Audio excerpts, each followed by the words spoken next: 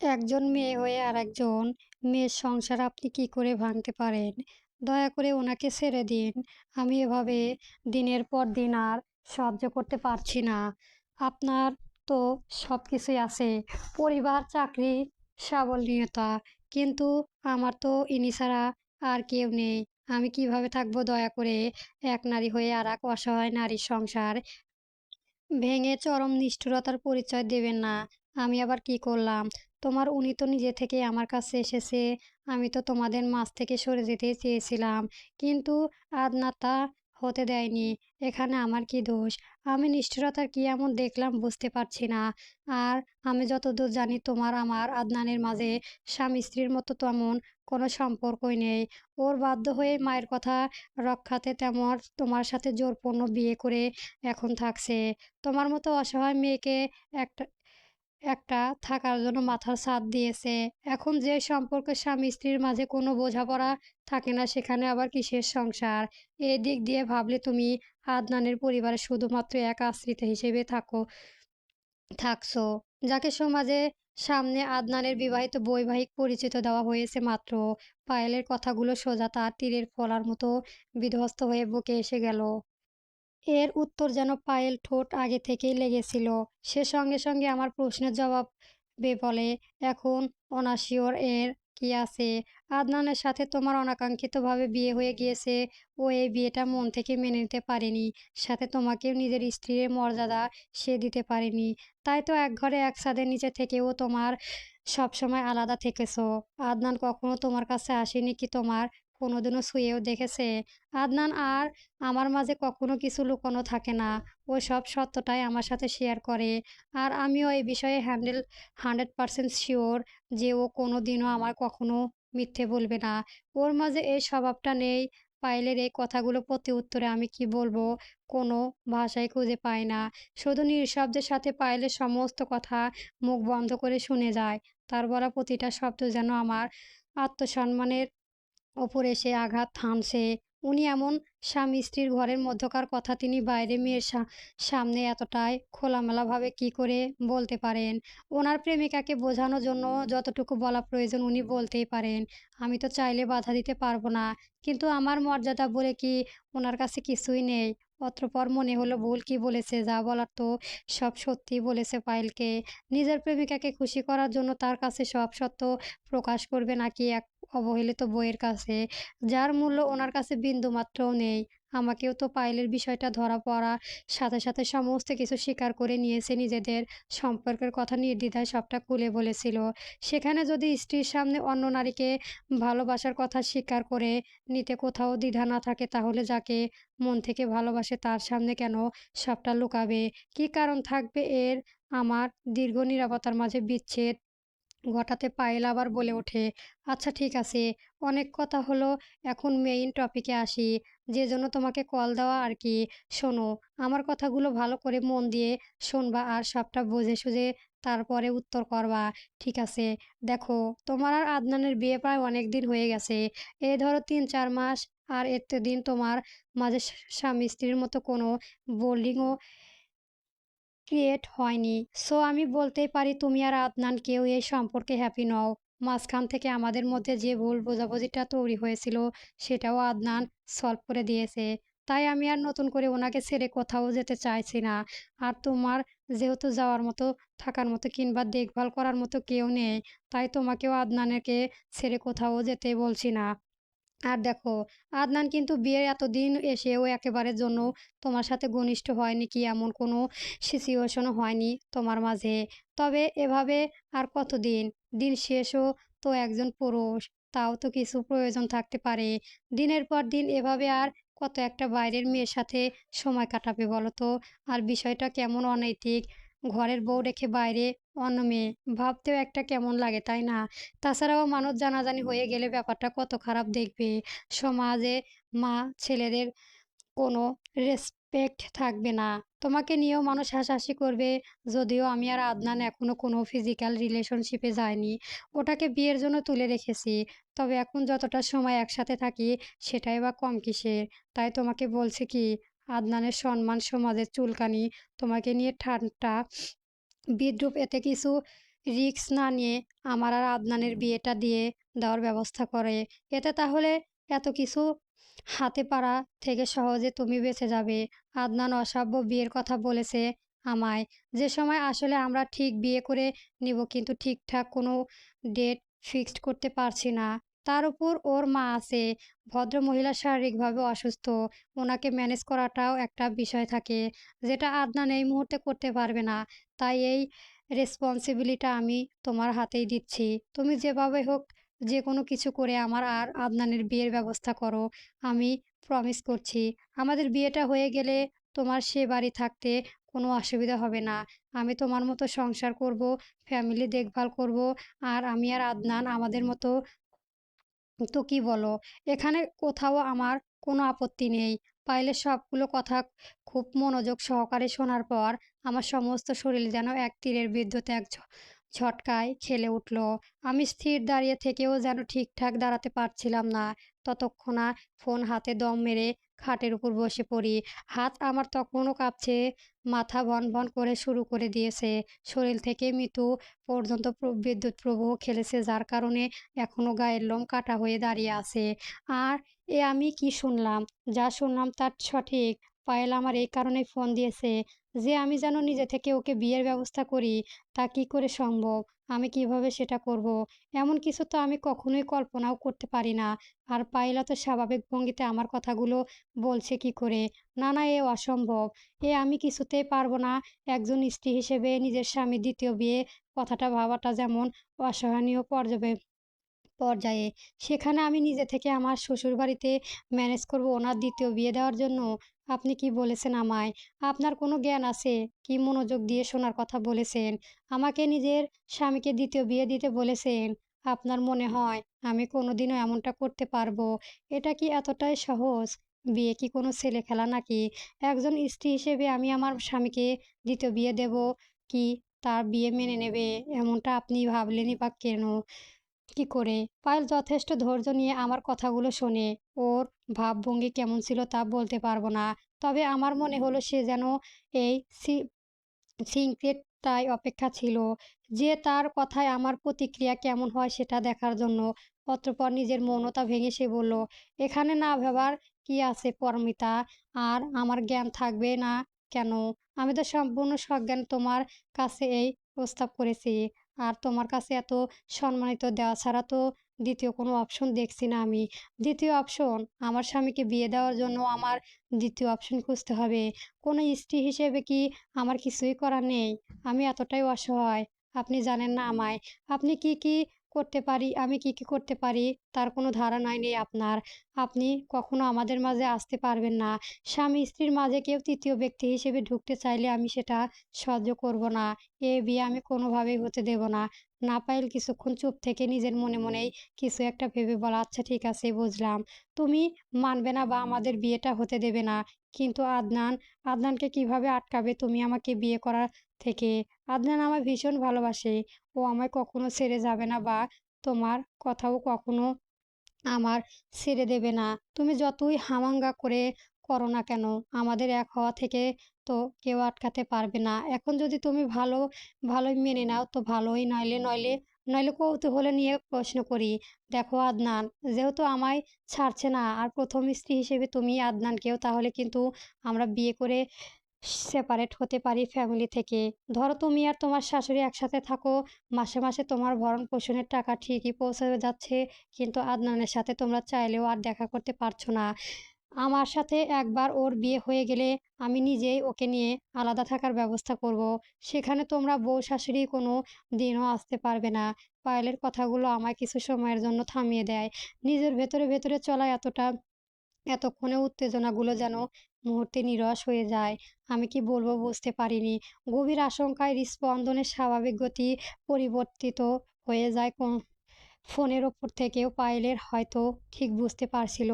কথা বলার জোর কোথাও না হারিয়ে ফেলেছিল, তবুও পায়েলকে তা বুঝতে না দিয়ে আমি উত্তর করি, "আজ হয়তো আমার কিছুই করার নেই। আমাদের সম্পর্ক হয়তো এক শোচনীয় পর্যায়ে এসে আটকে আছে। তবে আমি জানি একদিন না একদিন এর ভিত্তি ঠিকই মজবুত হবে। সেই দিন আর পায়েল নামেক নয়তো আমার কোনো নারী আমাদের মাঝে বাধা হিসেবে দাঁড়াতে পারবে না। আমি যে সম্পর্ক, যেই ভালোবাসার দাবি নিয়ে আজ এখানে দাঁড়িয়ে আছি, আল্লাহ একদিন ওর থেকে বহুগুণ শক্তিশালী সম্পর্ক, ভালোবাসা আমার জীবনে ফিরিয়ে দেবে। সেই বিশ্বাস আছে আমার তার প্রতি। তুমি তো অবশ্যই দেখতে পারবে। আমার শেষ কথাটি হয়তো পায়েলের এবার কিছুটা ঘাবড়ে যায়। আমি প্রথমবারের মতো তার নীরবতার মাঝে এক আলাদা উত্তেজনা অনুভব করি। আমার একেবারে কথাগুলো তাকে কিছু সময়ের জন্য ভাবিয়ে তুলেছে। ওপাশ থেকে পায়েলের লম্বা করে শ্বাস ছাড়ার আওয়াজ আসে। সে বলে, "বেশ ভালো। তোমার কনফিডেন্স দেখে খুব খুশি হলাম। তুমি থাকো তোমার বিশ্বাস নিয়ে আর আমি আমার মতো। তোমাকে কিছু সময় হাতে দিলাম। ১ মাস, জাস্ট ১ মাস। এই ১ মাসে আমি কিছু করব না। যা করার তুমি করবে। আদনানকে তোমার হাতে ছেড়ে দিলাম এই ১ মাসের জন্য। এখন ওকে কিভাবে তুমি তোমার প্রতি অ্যাবসেন্ট করাবে সেটা তোমার ব্যাপার। এই ১ মাসের মধ্যে যদি তুমি আদনানকে বদলাতে পারো, এমনকি আমার প্রতি ওর ভালোবাসা পরিমাণ বিন্দু মাত্র কমাতে সক্ষম হও, তাহলে কথা দিচ্ছি আমি তোমাকে লাইফের সেকেন্ড টাইম হ্যান্ডেল করব। তাহলে কি এই শর্তে রাজি আছো? Deal final. দীর্ঘ সময় নিয়ে আটকে রাখা চোখের জল টুপ করে চোখ থেকে পড়তেই তার সযত্নে মুছে আমি জানাই ফাইনাল। সেই দিন পায়েলের শর্তবাতিতে রাজি হওয়ার পর থেকে আমি নিজের চ্যালেঞ্জ জিতে যাওয়ার কাজে লেগে পড়ি। নানানভাবে পায়তারা করে ছোটাছুটি করে বেড়াই ওনাকে একটু নিজের দিকে ফিরিয়ে আনতে। নিজের প্রতি কিছুটা হলেও তার অনুভূতি আর ভাগ বসাতে দিন-রাত খাটাখাটনি করি তার সমস্ত প্রয়োজন পূর্ণ করার। দরকারের সময় দরকারের কাজটা করে দেওয়া, তার সমস্ত পছন্দের জিনিস সবসময় তার চোখের সামনে তুলে রাখার চেষ্টা করতাম। যদিও এর আগেও এসব করতাম, কিন্তু এই ১ মাস সময় যেন ছিল আমার ফাইনাল এক্সামের প্রিপারেশন নেওয়ার আগের মুহূর্তটা। যেখানে পরীক্ষা যেন ফেল না আসে, তাই নিজের সবটুকু দিয়েই আপ্রাণ চেষ্টা চালিয়ে নিজেকে গুছিয়ে নেওয়ার, তার মনে নিজের জন্য একটুখানি জায়গা তৈরি করার। সেই দিন কাজের শেষ রাতে বেলায় নিজের একটু পরিপাটি করে রাখার চেষ্টা করতাম তার সামনে। যদিও উনি ফিরতে দেরি করেন, তবে এসে যেন আমায় গোছানো অবস্থায় দেখে সেটার প্রতি এক আলাদা বিশেষ মনোযোগ দিতাম। প্রথম দিকে ওনার গুলোকে সেভাবেই গায়ে মাখিনি। অনেক দিনের অভ্যাস আছে তো, ধীরে ধীরে ঠিক হয়ে যাবে। তাই এখন ধৈর্য ধারণ করে থাকাই ভালো। তবে আমার ধৈর্যের মাত্রা অধৈর্যের সীমানায় পৌঁছাতে লাগলো যখন দেখলাম অধৈর্যকেও বেশি সময় চলে গেছে, মাস শেষ হতে আর এক দশ মাত্র ১০ দিন বাকি, অথচ তার চোখের আকর্ষণে আমি আমার প্রতি বিন্দুমাত্র কোনো পরিবর্তন লক্ষ্য করছি না। সবকিছু আগের মতোই স্বাভাবিক। তার কাছে পায়েলের মূল্য তখনও ঠিক ততখানি যতটা আমি প্রথম সময়গুলোতে দেখেছিলাম। আমার ভেতরে ভেতরে খুব অস্বস্তিতার অনুভব হয়। আমি কেন জানি না তার নিজেকে ধরে রাখতে পারছি না। নিজের অনুভূতিগুলোকে সময় দিয়ে উঠতে পারছি না। সবকিছুতেই নিজের উত্তেজনা কাজ করে, ঘরের কাজগুলো ঠিকঠাকভাবে করা হয় না। খাওয়া-দাওয়া তো প্রায় ভুলেই বসেছিলাম। জীবনটা অনিয়মে ছায়া ঢাকা পড়ে গিয়েছিলাম। চারপাশ আমায় কেমন জানি অন্ধকার হয়ে উঠেছিল। নামাজের সিজদায় আল্লাহর কাছে অঝরে কেঁদেছি। রাত জেগেছি, এক রাতের জন্যও কোনোদিন তাহাজ্জুদ মিস করিনি, কিংবা মনে নেই, শুধু দোয়া করেছি। প্রতিটা রাকাতে, প্রতিটা সিজদায়, প্রতিটা দোয়ায় শুধুমাত্র ওনাকেই চেয়েছি। আল্লাহ যে ওনাকে আমার জীবনে ফিরিয়ে দেন। সেই হারাম থেকে বেরিয়ে আসে আমার প্রতি তার ভালোবাসা এনে দেন। তার অনুভূতিগুলো আমার জন্য একটু জায়গা করে দেন। খুব চেয়ে করে চেয়েছি। কোনো রাতে চোখের পানি দিয়ে জায়নামাজ ভিজে যেত। আমি ক্লান্তিতে সেখানেই ঘুমিয়ে যেতাম। পরের দিন হাঁটু ব্যথায় দাঁড়াতে পারতাম না ঠিক মতো। তবুও ওনার অফিসে যাওয়ার আগেই সবকিছু গুছিয়ে রাখার চেষ্টা করতাম। আমার বিনিদ্রি কাটানোর রাতগুলোকেও তিনি একবারও উঠে দেখার চেষ্টা করেনি কিনা আমি কি করেছি। হয়তো করেনি, তবে অফিস থেকে লেট করে ফিরে রাতে ঘুমানো যেন তিনি কতটা আরাম করে দিন দিতেন তা আমি দেখিনি। সে সময় নিজের ফাঁকে সালাম ফিরিয়ে ওনার ঘুমন্ত মুখের দিকে তাকিয়ে থাকতাম। কত মায়াবী নিষ্পাপ! জানালার ফাঁক দিয়ে আসা চাঁদের ঝলমলে আলোয় ওনার মুখটা দেখতে আরো কেমন লাগে আমার কাছে, কত সুন্দর! কি তাক লাগানো সুদর্শন তার চেহারা গঠন! মনে মনে ভাবি, আল্লাহ আমাকে অনেক বাছাই যাচাই করে একজনের জীবনসঙ্গী হিসেবে দিয়েছিল। কত জনের স্বামী দেখতে এত সুদর্শন হয়! যারা নিজেদের হাজবেন্ডের রূপ নিয়ে প্রশংসা করে, তারা কি কখনো এনাকে দেখেছেন? এরার মতো চেহারা আর স্বামীদের হবে? আমার চেয়েও ইনি হলো পৃথিবীর সবচেয়ে সুন্দর একজন মানুষ। নিজের এই ভাবনাগুলো মাথায় আসলে মনে, মনে নিজের খুব অহংকারী মনে হয়। আচ্ছা আমি ওনাকে কি এত পাগল কেন? ওনার এই চেহারার জন্য? আচ্ছা একদিন যদি ওনার এই সৌন্দর্য না থাকে তাহলে কি আমি ওনাকে ভালোবাসবো না? নাকি বাকি মেয়েদের মতোই ওনার অবাধ্য হয়ে চলবো? কখনোই না। আমি ওনাকে ছাড়া কখনোই থাকতে পারবো না। উনি আজ যেমন দেখতে, কাল যদিও না থাকে তবুও ওনার প্রতি আমার ভালোবাসা বিন্দুমাত্র কমবে না। এতটুকু বিশ্বাস আমার নিজের মধ্যে আছে। মাঝে, মাঝে ওনার ঘুমন্ত চেহারা দেখতে, দেখতেই মনে হয় দাড়ি খচখচে ফর্সা গালে টুক করে একটা চুমু খেয়ে নিই। পরে নিজে মনে ভাবনায় লজ্জায় মুখ লাল হয়ে যায়। থাক যদিও ওনার ঘুম ছুটে আসে। দিনের বেলায় তো ওনার মুখের দিকে তাকাতেই পারি না। এখন না হয় একটু নিজের মতোই তাকিয়ে থাকি। এখন তো বাধা দেওয়ার কেউ নেই। আফসোস এই সুন্দর মনে একটু হৃদয়ে আমার জন্য কোনো জায়গা নেই। সময় গড়তে, গড়তে একদম শেষ পর্যায়ে এসে থাকলে আমি আর নিজেকে নিয়ন্ত্রণ রাখতে পারি না। ওনার মনে এক পর্যায়ে নিজের জন্য কোনো জায়গা করে নিতে না পেরেও আমার সমস্ত অস্থির জুড়ে এক তীব্র অস্থিরতা চলতে থাকে। এভাবে আর চলতে দেওয়া যাবে না। সময় তো আর হাতে নেই বলেই চলে। নিজের আত্মসম্মান বোধের সবকিছু বিসর্জন দিয়ে সে রাতে ওনার পায়ের ওপর গিয়ে পড়ি। ওনার পা ধরে অঝরে কাঁদতে থাকি, "দয়া করে আমার সাথে এমন অন্যায় করবেন না। আমি আর সহ্য করতে পারছি না। নিজের সাথে অনেক যুদ্ধ করেছি। আমি ধৈর্যের কুল আর কুলাচ্ছে না। আপনি প্লিজ আমায় একেবারের মতো একটু শান্তি দিন। আর পরীক্ষার মধ্যে ফেলবেন না আমায়। আমায় একা করে দিয়েন না। দয়া করুন একটু আমার ওপর।" অফিস থেকে ফিরে নিজের পা থেকে মোজা কখনো ঠিকভাবে খুলেছে কিনা খুলতে পারেনি। সে অসময়ে আমি হঠাৎ সোজা এসে তার পা জোড়া ওপর আতঙ্কিতভাবে হামলের ওপর অঝরে কাঁদছি দেখে তিনি হয়তো কিছুটা বিরক্ত হলেন। তার বিরক্তিতে কুঁচকে যাওয়া ২ ভ্রুওয়ালা চোখ দিয়ে আমার দিকে কিভাবে তাকিয়ে আছে তা দেখার মতো আমার ফুরসত মেলেনি। আমি ওনার পা জোড়ায় নিজের সমস্ত শক্তি দিয়ে আঁকড়ে ধরে রেখেছিলাম। তিনি আমায় থামানোর চেষ্টা করেছিলেন। আমাকে নিজের পা ছাড়ানোর জন্যও বারবার ফোর্স করেছিলেন। আমার হঠাৎ এমন প্রতিক্রিয়া তিনি কিছুই বুঝতে পারছিলেন না।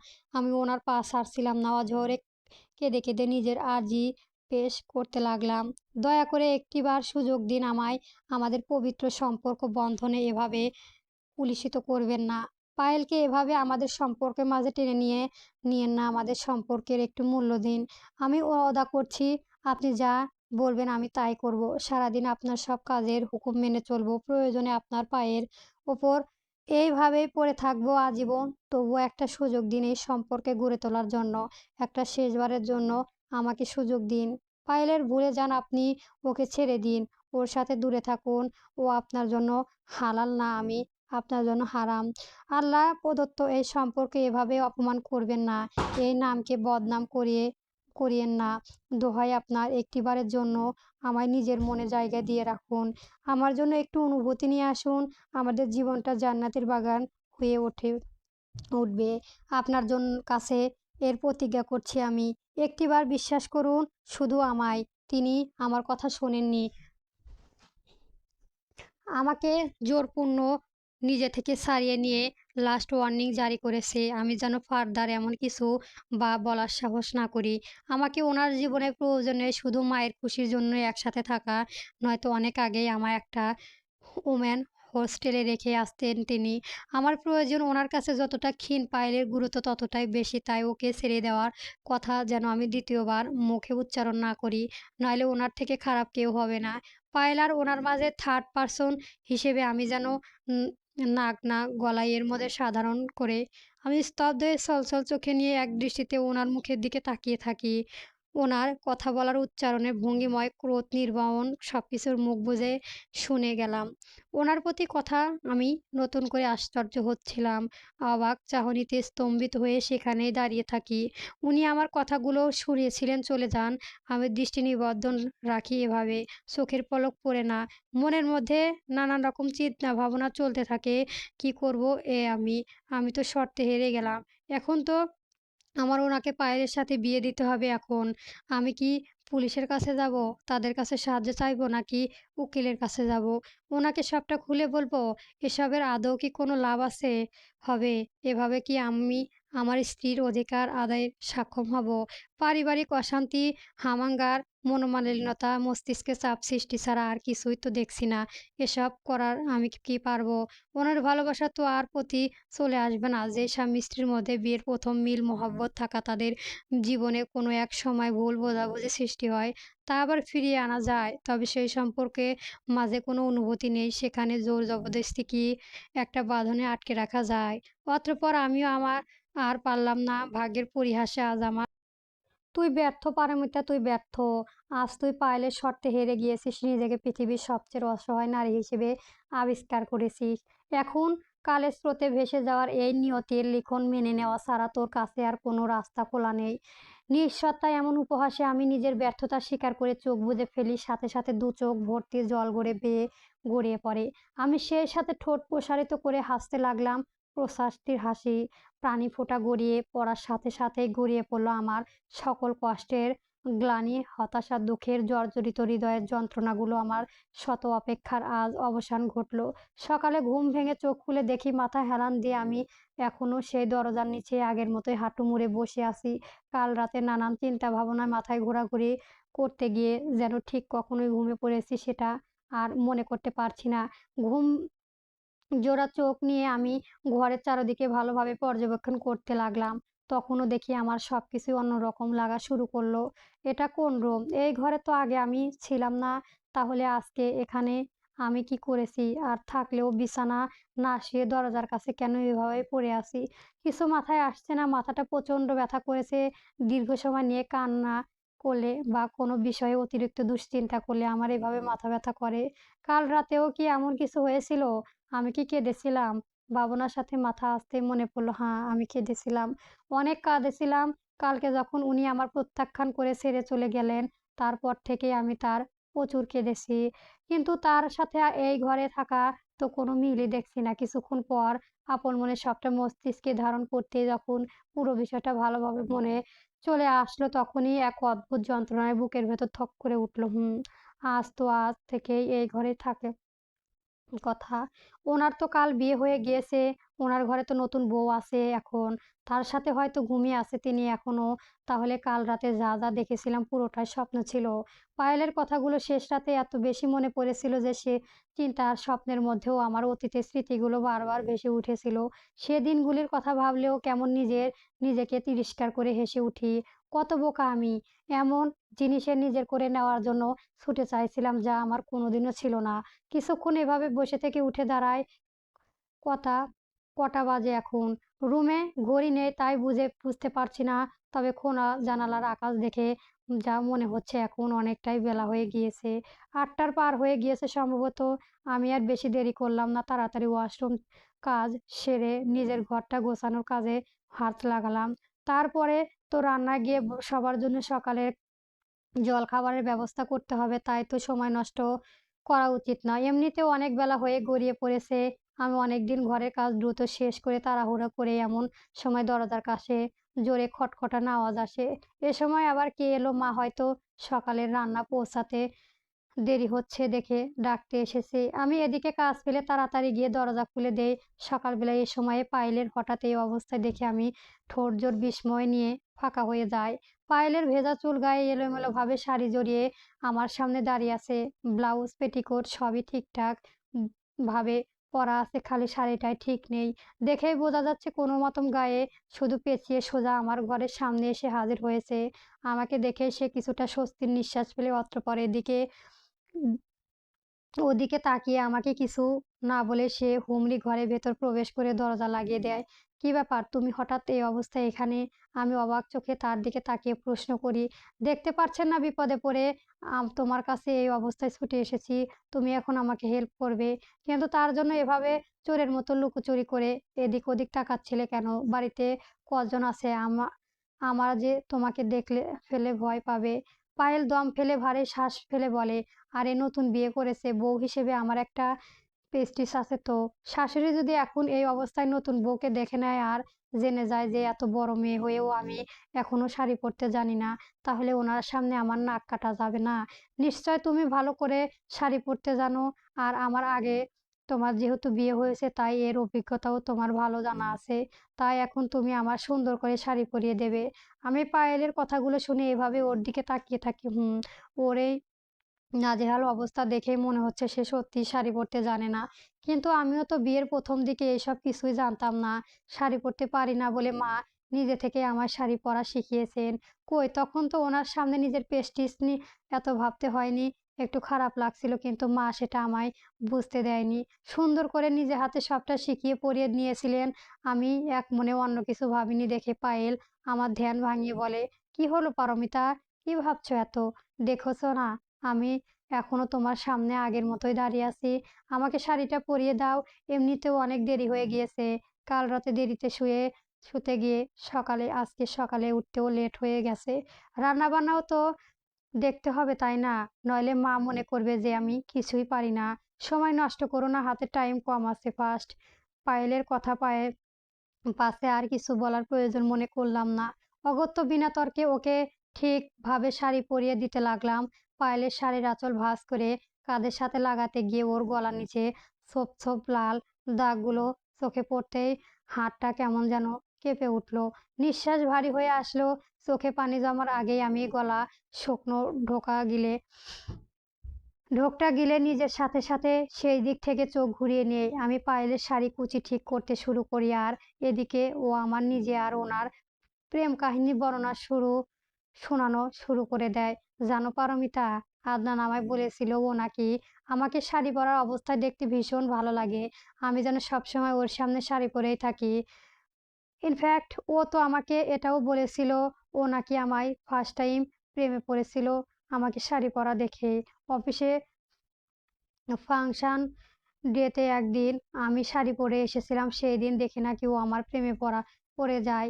আর মনে মনে সিদ্ধান্ত নিয়ে নেয় যে বিয়ে করলে নাকি আমাকেই করবে। কত ক্রেজি আদনান আমার জন্য! ভাবতে অবাক লাগে। আমি পায়েলের কথাগুলো নীরবতা সহিত শুনে যাই। এর প্রেক্ষিতে জবাব দেওয়ার মতো তো কোনো শব্দই আমার শব্দগুলো অবশিষ্ট নেই। চুপ করে এসব কাহিনী শোনা ছাড়া তার কোনো উপায়ই নেই। পায়েলের নিচের অংশে শাড়ি কুচি ঠিকঠাক করতে গিয়ে ওর পায়ে কাছে কিছু একটা লালচে করতে দেখলাম। আমি দৃষ্টি বিরত রেখে সেই দিকে একবার তাকিয়ে দেখি পায়েলের হ্যাঁ, এটা সেই পায়েল যা শেষবারের মতো ওনার ফোনে দেওয়া পেপারে দেখেছিলাম। এখনো আগের মতো চকচকে আছে, কোনো পরিবর্তন হয়নি। এই পায়েলকে যে কতবার ওনার কার্ডের মধ্যে সযত্নে রেখে দিয়েছিলাম তা কোনো ইয়াত্তাই নেই। প্রথম দেখে মনে হয়েছিল আমার জন্য হয়তো সারপ্রাইজ হিসেবে রেখে দিয়েছে। কোনো একদিন সময় হলেই ঠিক উপহার হিসেবে আমাকে দিয়ে দেবে। সেই দিন দারুণ শখ হয়েছিল একে অন্য ঘরে পায়ে দেখে। আর আজ তো আমার উপহার হিসেবে পুরো মানুষটাই তিনি ঘরে নিয়ে আসলেন। দীর্ঘ সময় পায়েলটির দিকে তাকিয়ে আনমনে কিছু ভাবছিলাম। দেখে পায়েল আমার দৃষ্টি পরখ করে বলে ওঠে, "কি দেখছো এতক্ষণ ধরে আমার পায়েলটার দিকে তাকিয়ে আছো?" "ও হ্যাঁ, তোমাকে তো একটা কথাই বলা হয়নি জানো। এই যে পায়েলটা আমার পায়ে পরানো দেখেছো, এটা কে দিয়েছে জানো? আদনান। ও এটা সিঙ্গাপুর থেকে স্পেশালি আমার জন্য নিয়ে এসেছে। ডায়মন্ডের। দেখো না এখনো কেমন চকচক করছে। ও এটা আমাদের বিয়ের রাতে নাকি উপহার হিসেবে দেওয়া হচ্ছিল। কিন্তু নানান জটিলতার কারণে সেটা সম্ভবই হয়নি। আর সেই দিন যখন আমার অভিমান ভাঙানোর চেষ্টা করেছিল, ওই দিনের পরের দিন আমাদের রিলেশনশিপ অ্যানিভার্সারি সেলিব্রেট করার জন্য তখন আমায় এটা গিফট করেছে। নিজের হাতে আমার পায়ে পরিয়ে দিয়েছে, বিশ্বাস হয়? আমি এর ধ্যানে সেদিকে তাকিয়ে পায়েলের কথাগুলো হজম করে যাই। জানি আমাকে শুনিয়ে কথা বলতে সে মনে মনে ভীষণ তৃপ্তি পাচ্ছে। আর এদিকে আমার অন্তর তো কষ্টের ধ্বংসস্তূপের নিচে চাপা পড়ে বিদীর্ণ হয়ে গেছে।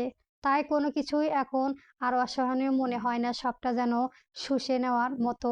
পায়েলকে শাড়ি পরিয়ে দিয়ে আমি রান্নাঘরের দিকে রওনা হই। সেও একটু বাদে পেছনে এসে রান্নাঘরে উপস্থিত হয়। সে নতুন বউ। আর নতুন বউয়ে নাকি বিয়ের পরের দিন রান্নাবান্না করে শাশুড়ির লোকেদের খাওয়াতে হয়। এজন্য আমাকে রান্নাটা সে নিজের হাতেই করবে। হেল্পি হ্যান্ড হিসেবে আমাকে তার একটু সাহায্য করলেই চলবে। অতঃপর আমি বেশি কিছু না বলে তার কাজ দেখতে লাগলাম। মা এখনো শুয়ে আছে। সকাল ঘুম থেকে জেগে ওঠেন, তবে এখন হয়তো একটু রেস্ট নিচ্ছে। একদিন আমি আর পায়েল মিলে রান্নাঘরের দিকটা সামাল দেওয়ার চেষ্টা করছি। তবে আমার সময় দিচ্ছে বলে বিষয়টা খানিকটা ভুল হবে। বলতে গেলে আমি কিভাবে সামাল দিচ্ছি এখনো সেটা দেখার বিষয়। পায়েল যে রান্নার কাজে বারবারই ভুলভাল করে বসেছে, আর আমি দাঁড়িয়ে দাঁড়িয়ে তার রান্নার তরকা তদারকি করে সব সব ঠিক করে দিচ্ছে, সেটা ভাবলে মাঝে মাঝে মনে হয় সে না হয় এখানে নতুন বউ। রান্নাঘরের সবকিছু এখনো নতুন, তাই একটু গোলমাল হচ্ছে, কিন্তু সে কি বাড়িতেও কোনোদিন রান্না করেনি? করলে তো সাধারণ ছোট বিষয়গুলোতে এতে ভুল হওয়ার কথা না, সেটা তো জানার মধ্যেই পড়ে। এ যেমন পোলাও রান্না করতে গিয়ে চালের লবণ দেয়নি, সেটা ভুলে গিয়েছে। এদিকে পোলাওয়ে যেহেতু তেল দেওয়া প্রয়োজন সেটাও দিচ্ছে না। এখানে নাকি তেল দিলে ওর ফ্যাট বাড়াবে, এখন এক্সট্রা জিম ও করবে ফ্যাট কমাতে জন্য। এ পর্যায়ে সব ঠিক বুঝলাম, তবে পায়েলের হাঁড়িতে চিনির জায়গায় লবণ দিতে যাওয়ার, এদিকে মাংসের কড়াইয়ে লবণের জায়গায় চিনি এসব করা বিষয়টা ঠিকভাবে ধরতে পারছিল না। সত্যি কি এদের মাঝে এত মিল যে এত বাড়ি থেকেও আরেক বাড়ি চলে এলে এদের পার্থক্য করাটাই মুশকিল হয়ে পড়ে? জানি না, ও শিখেছে হয়তো, তবে এখনো নার্ভাসের কারণে সবকিছুই ভুল করে বসেছে। ঠিকমতো নজরে রাখছিলাম বলেই হয়তো এখনো কোনো খাবার ফেলে দেওয়ার উপযোগী হয়নি। টানা ২ ঘন্টা ধরে রান্নাঘরে সব কাজ শেষ করে অবশেষে রান্নাবান্না শেষ হয়। মা উঠে গিয়েছে, তবে উনি এখনো বিছানায় ছাড়েননি দেখে রান্না এ পর্যায়ে এসে পায়েল ঝাঁঝালো কণ্ঠে বলে ওঠে, আসছে আমার নবাব শেহজাদ। কাল সারা রাত আমায় ভালো করে ঘুমাতে না দিয়ে এখন নিজের পরে পরে বিছানায় নাক ডেকে ঘুমাচ্ছে। আর আমি ওনার জন্য সকাল সকাল রান্নাবান্না শেষ করা কাজে দিশেহারা হয়ে পড়েছি। এতদিন বউ ছিল না, নিজের খেয়াল খুশি মতো চলেছ। এখন বউ এসেছে দেখি কতদিন নিজের মার্জিতেও খাটায় এই বাড়িতে। আমিও ছেড়ে দেওয়ার পাত্রী নয়। পায়েলের সাথে টক্কর দিয়ে এতদিন কেউ পেরে ওঠেনি, আর ভবিষ্যতেও পারবে না। পায়েল কাকে শুনিয়ে কথাগুলো বলল তা বুঝতে পারিনি, তবে আমার ভাগ্যটা যে ঠিকই আমার কাছে উড়ে চলে এসেছে তা ধরতে পেরেছি। হ্যাঁ, এতদিন তো ওনার ঘরে কেউ বউ ছিল না, তাই নিজের মতোই থাকতে পেরেছে। আমি তো ছিলাম এক আশ্রিতা হিসেবে, যার পরিচয়ে শুধু স্ত্রী ছিল, বাকি সব কিছুই এক অপরিচিতর মতোই। সেই দিনের খাবারটা সকালে একসাথে টেবিলে বসে করে, সকালের নাস্তা আর দুপুরের খাওয়া দুটো বোধহয় এক সময়ে হয়ে যায়। পায়েলের রান্নার প্রশংসাও উপস্থিত সেখানে। রান্নাবান্নার অভ্যাস না থাকলেও সে অতদূর করতে পেরেছে, সেটাই অনেক। ওনার মুখে সেই দিন খাবার খাওয়ার সময় হাসি ফুটে ওঠা দেখলাম। পায়েলে তিনি কোনোভাবে নিরুৎসাহিত করতে চান না, তাই ও প্রশংসাগুলো মায়ের সাথে তিনিও যথাসাধ্যই করেছেন।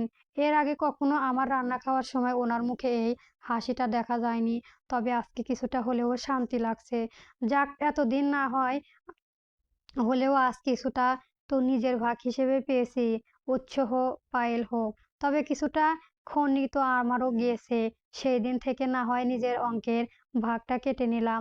সেই দিনের পর থেকে বাকি দিনগুলো স্বাভাবিকভাবে হয়। উনি আর পায়েল একসাথে অফিস যায়, একসাথে বাড়ি ফেরে। ওদের দিনের কাজও একই, সবসময় একসাথে একে অপরের পাশে থেকে কাজের দেখাশোনা করতে পারে। একদিন বাড়ি দেখভাল, খাওয়া দাওয়া, মাকে সময় দেওয়া ইত্যাদি কাজ যেন আমার ভাগের দায়িত্ব হিসেবে চিহ্নিত হয়ে গেল। তার এর বাইরে আমি নিজের কাজ হিসেবে আর কিছুই মনে করতে পারি না। এদিকে বেশ কয়েকদিন ওনার দিন করে বাড়িতে সময় কাটানো, তখনও ওদের ঘরে সবসময়ের জন্য একই দেখতাম। ওদের একাকিত্ব সময়ের কোনোটা হয়তো আমার বা মায়ের জন্য বরাদ্দ থাকে নাই। আমি অতটাও ভাবিও নাই তাদের নিয়ে। পায়েলের কষ্টের কানে বাজে বেশি। দরজা লাগানো থাকতে সবসময়, তবে কোনোদিনও খেতে ডাকতে সময় যখন দরজা খোলা দেখতাম, তখনও কোনো সময় না চাইতেও তাদের একাকিত্ব কোনো মুহূর্তেই সাক্ষী হয়ে গেলে সঙ্গে সঙ্গে সেই দিক থেকে চোখ ফিরে নিতাম। অতঃপর ভারী নিঃশ্বাসের সাথে দীর্ঘশ্বাস ফেলে সেই স্থান প্রস্থান করার হতে আমাদের প্রধান কাজ। এরপর থেকে দরজা খোলা রাখা দেখলেও আর ওদের ডাকতে যাওয়ার সাহস হয় না। যখন দরকার পড়বে নিজেরা এসে খেয়ে যাবে। মাঝখান থেকে তাদের ডাকতে গিয়ে আমি কেন তাদের মূল্যবান সময় কাবারামের হাড্ডি হব? আজ রাত হয়ে গিয়েছে। আমি নিজের ঘরে বিছানার ওপর খাটের সাথে হেলান দিয়ে শুয়ে আছে। বারবার ঘুরিয়ে ঘুরিয়ে নিজের হাতের দিকে চেয়ে দেখেছিলাম কিছু একটা খুব জ্বালা করেছে। বেতন না বাহির ঠিক বুঝতে পারছিলাম না।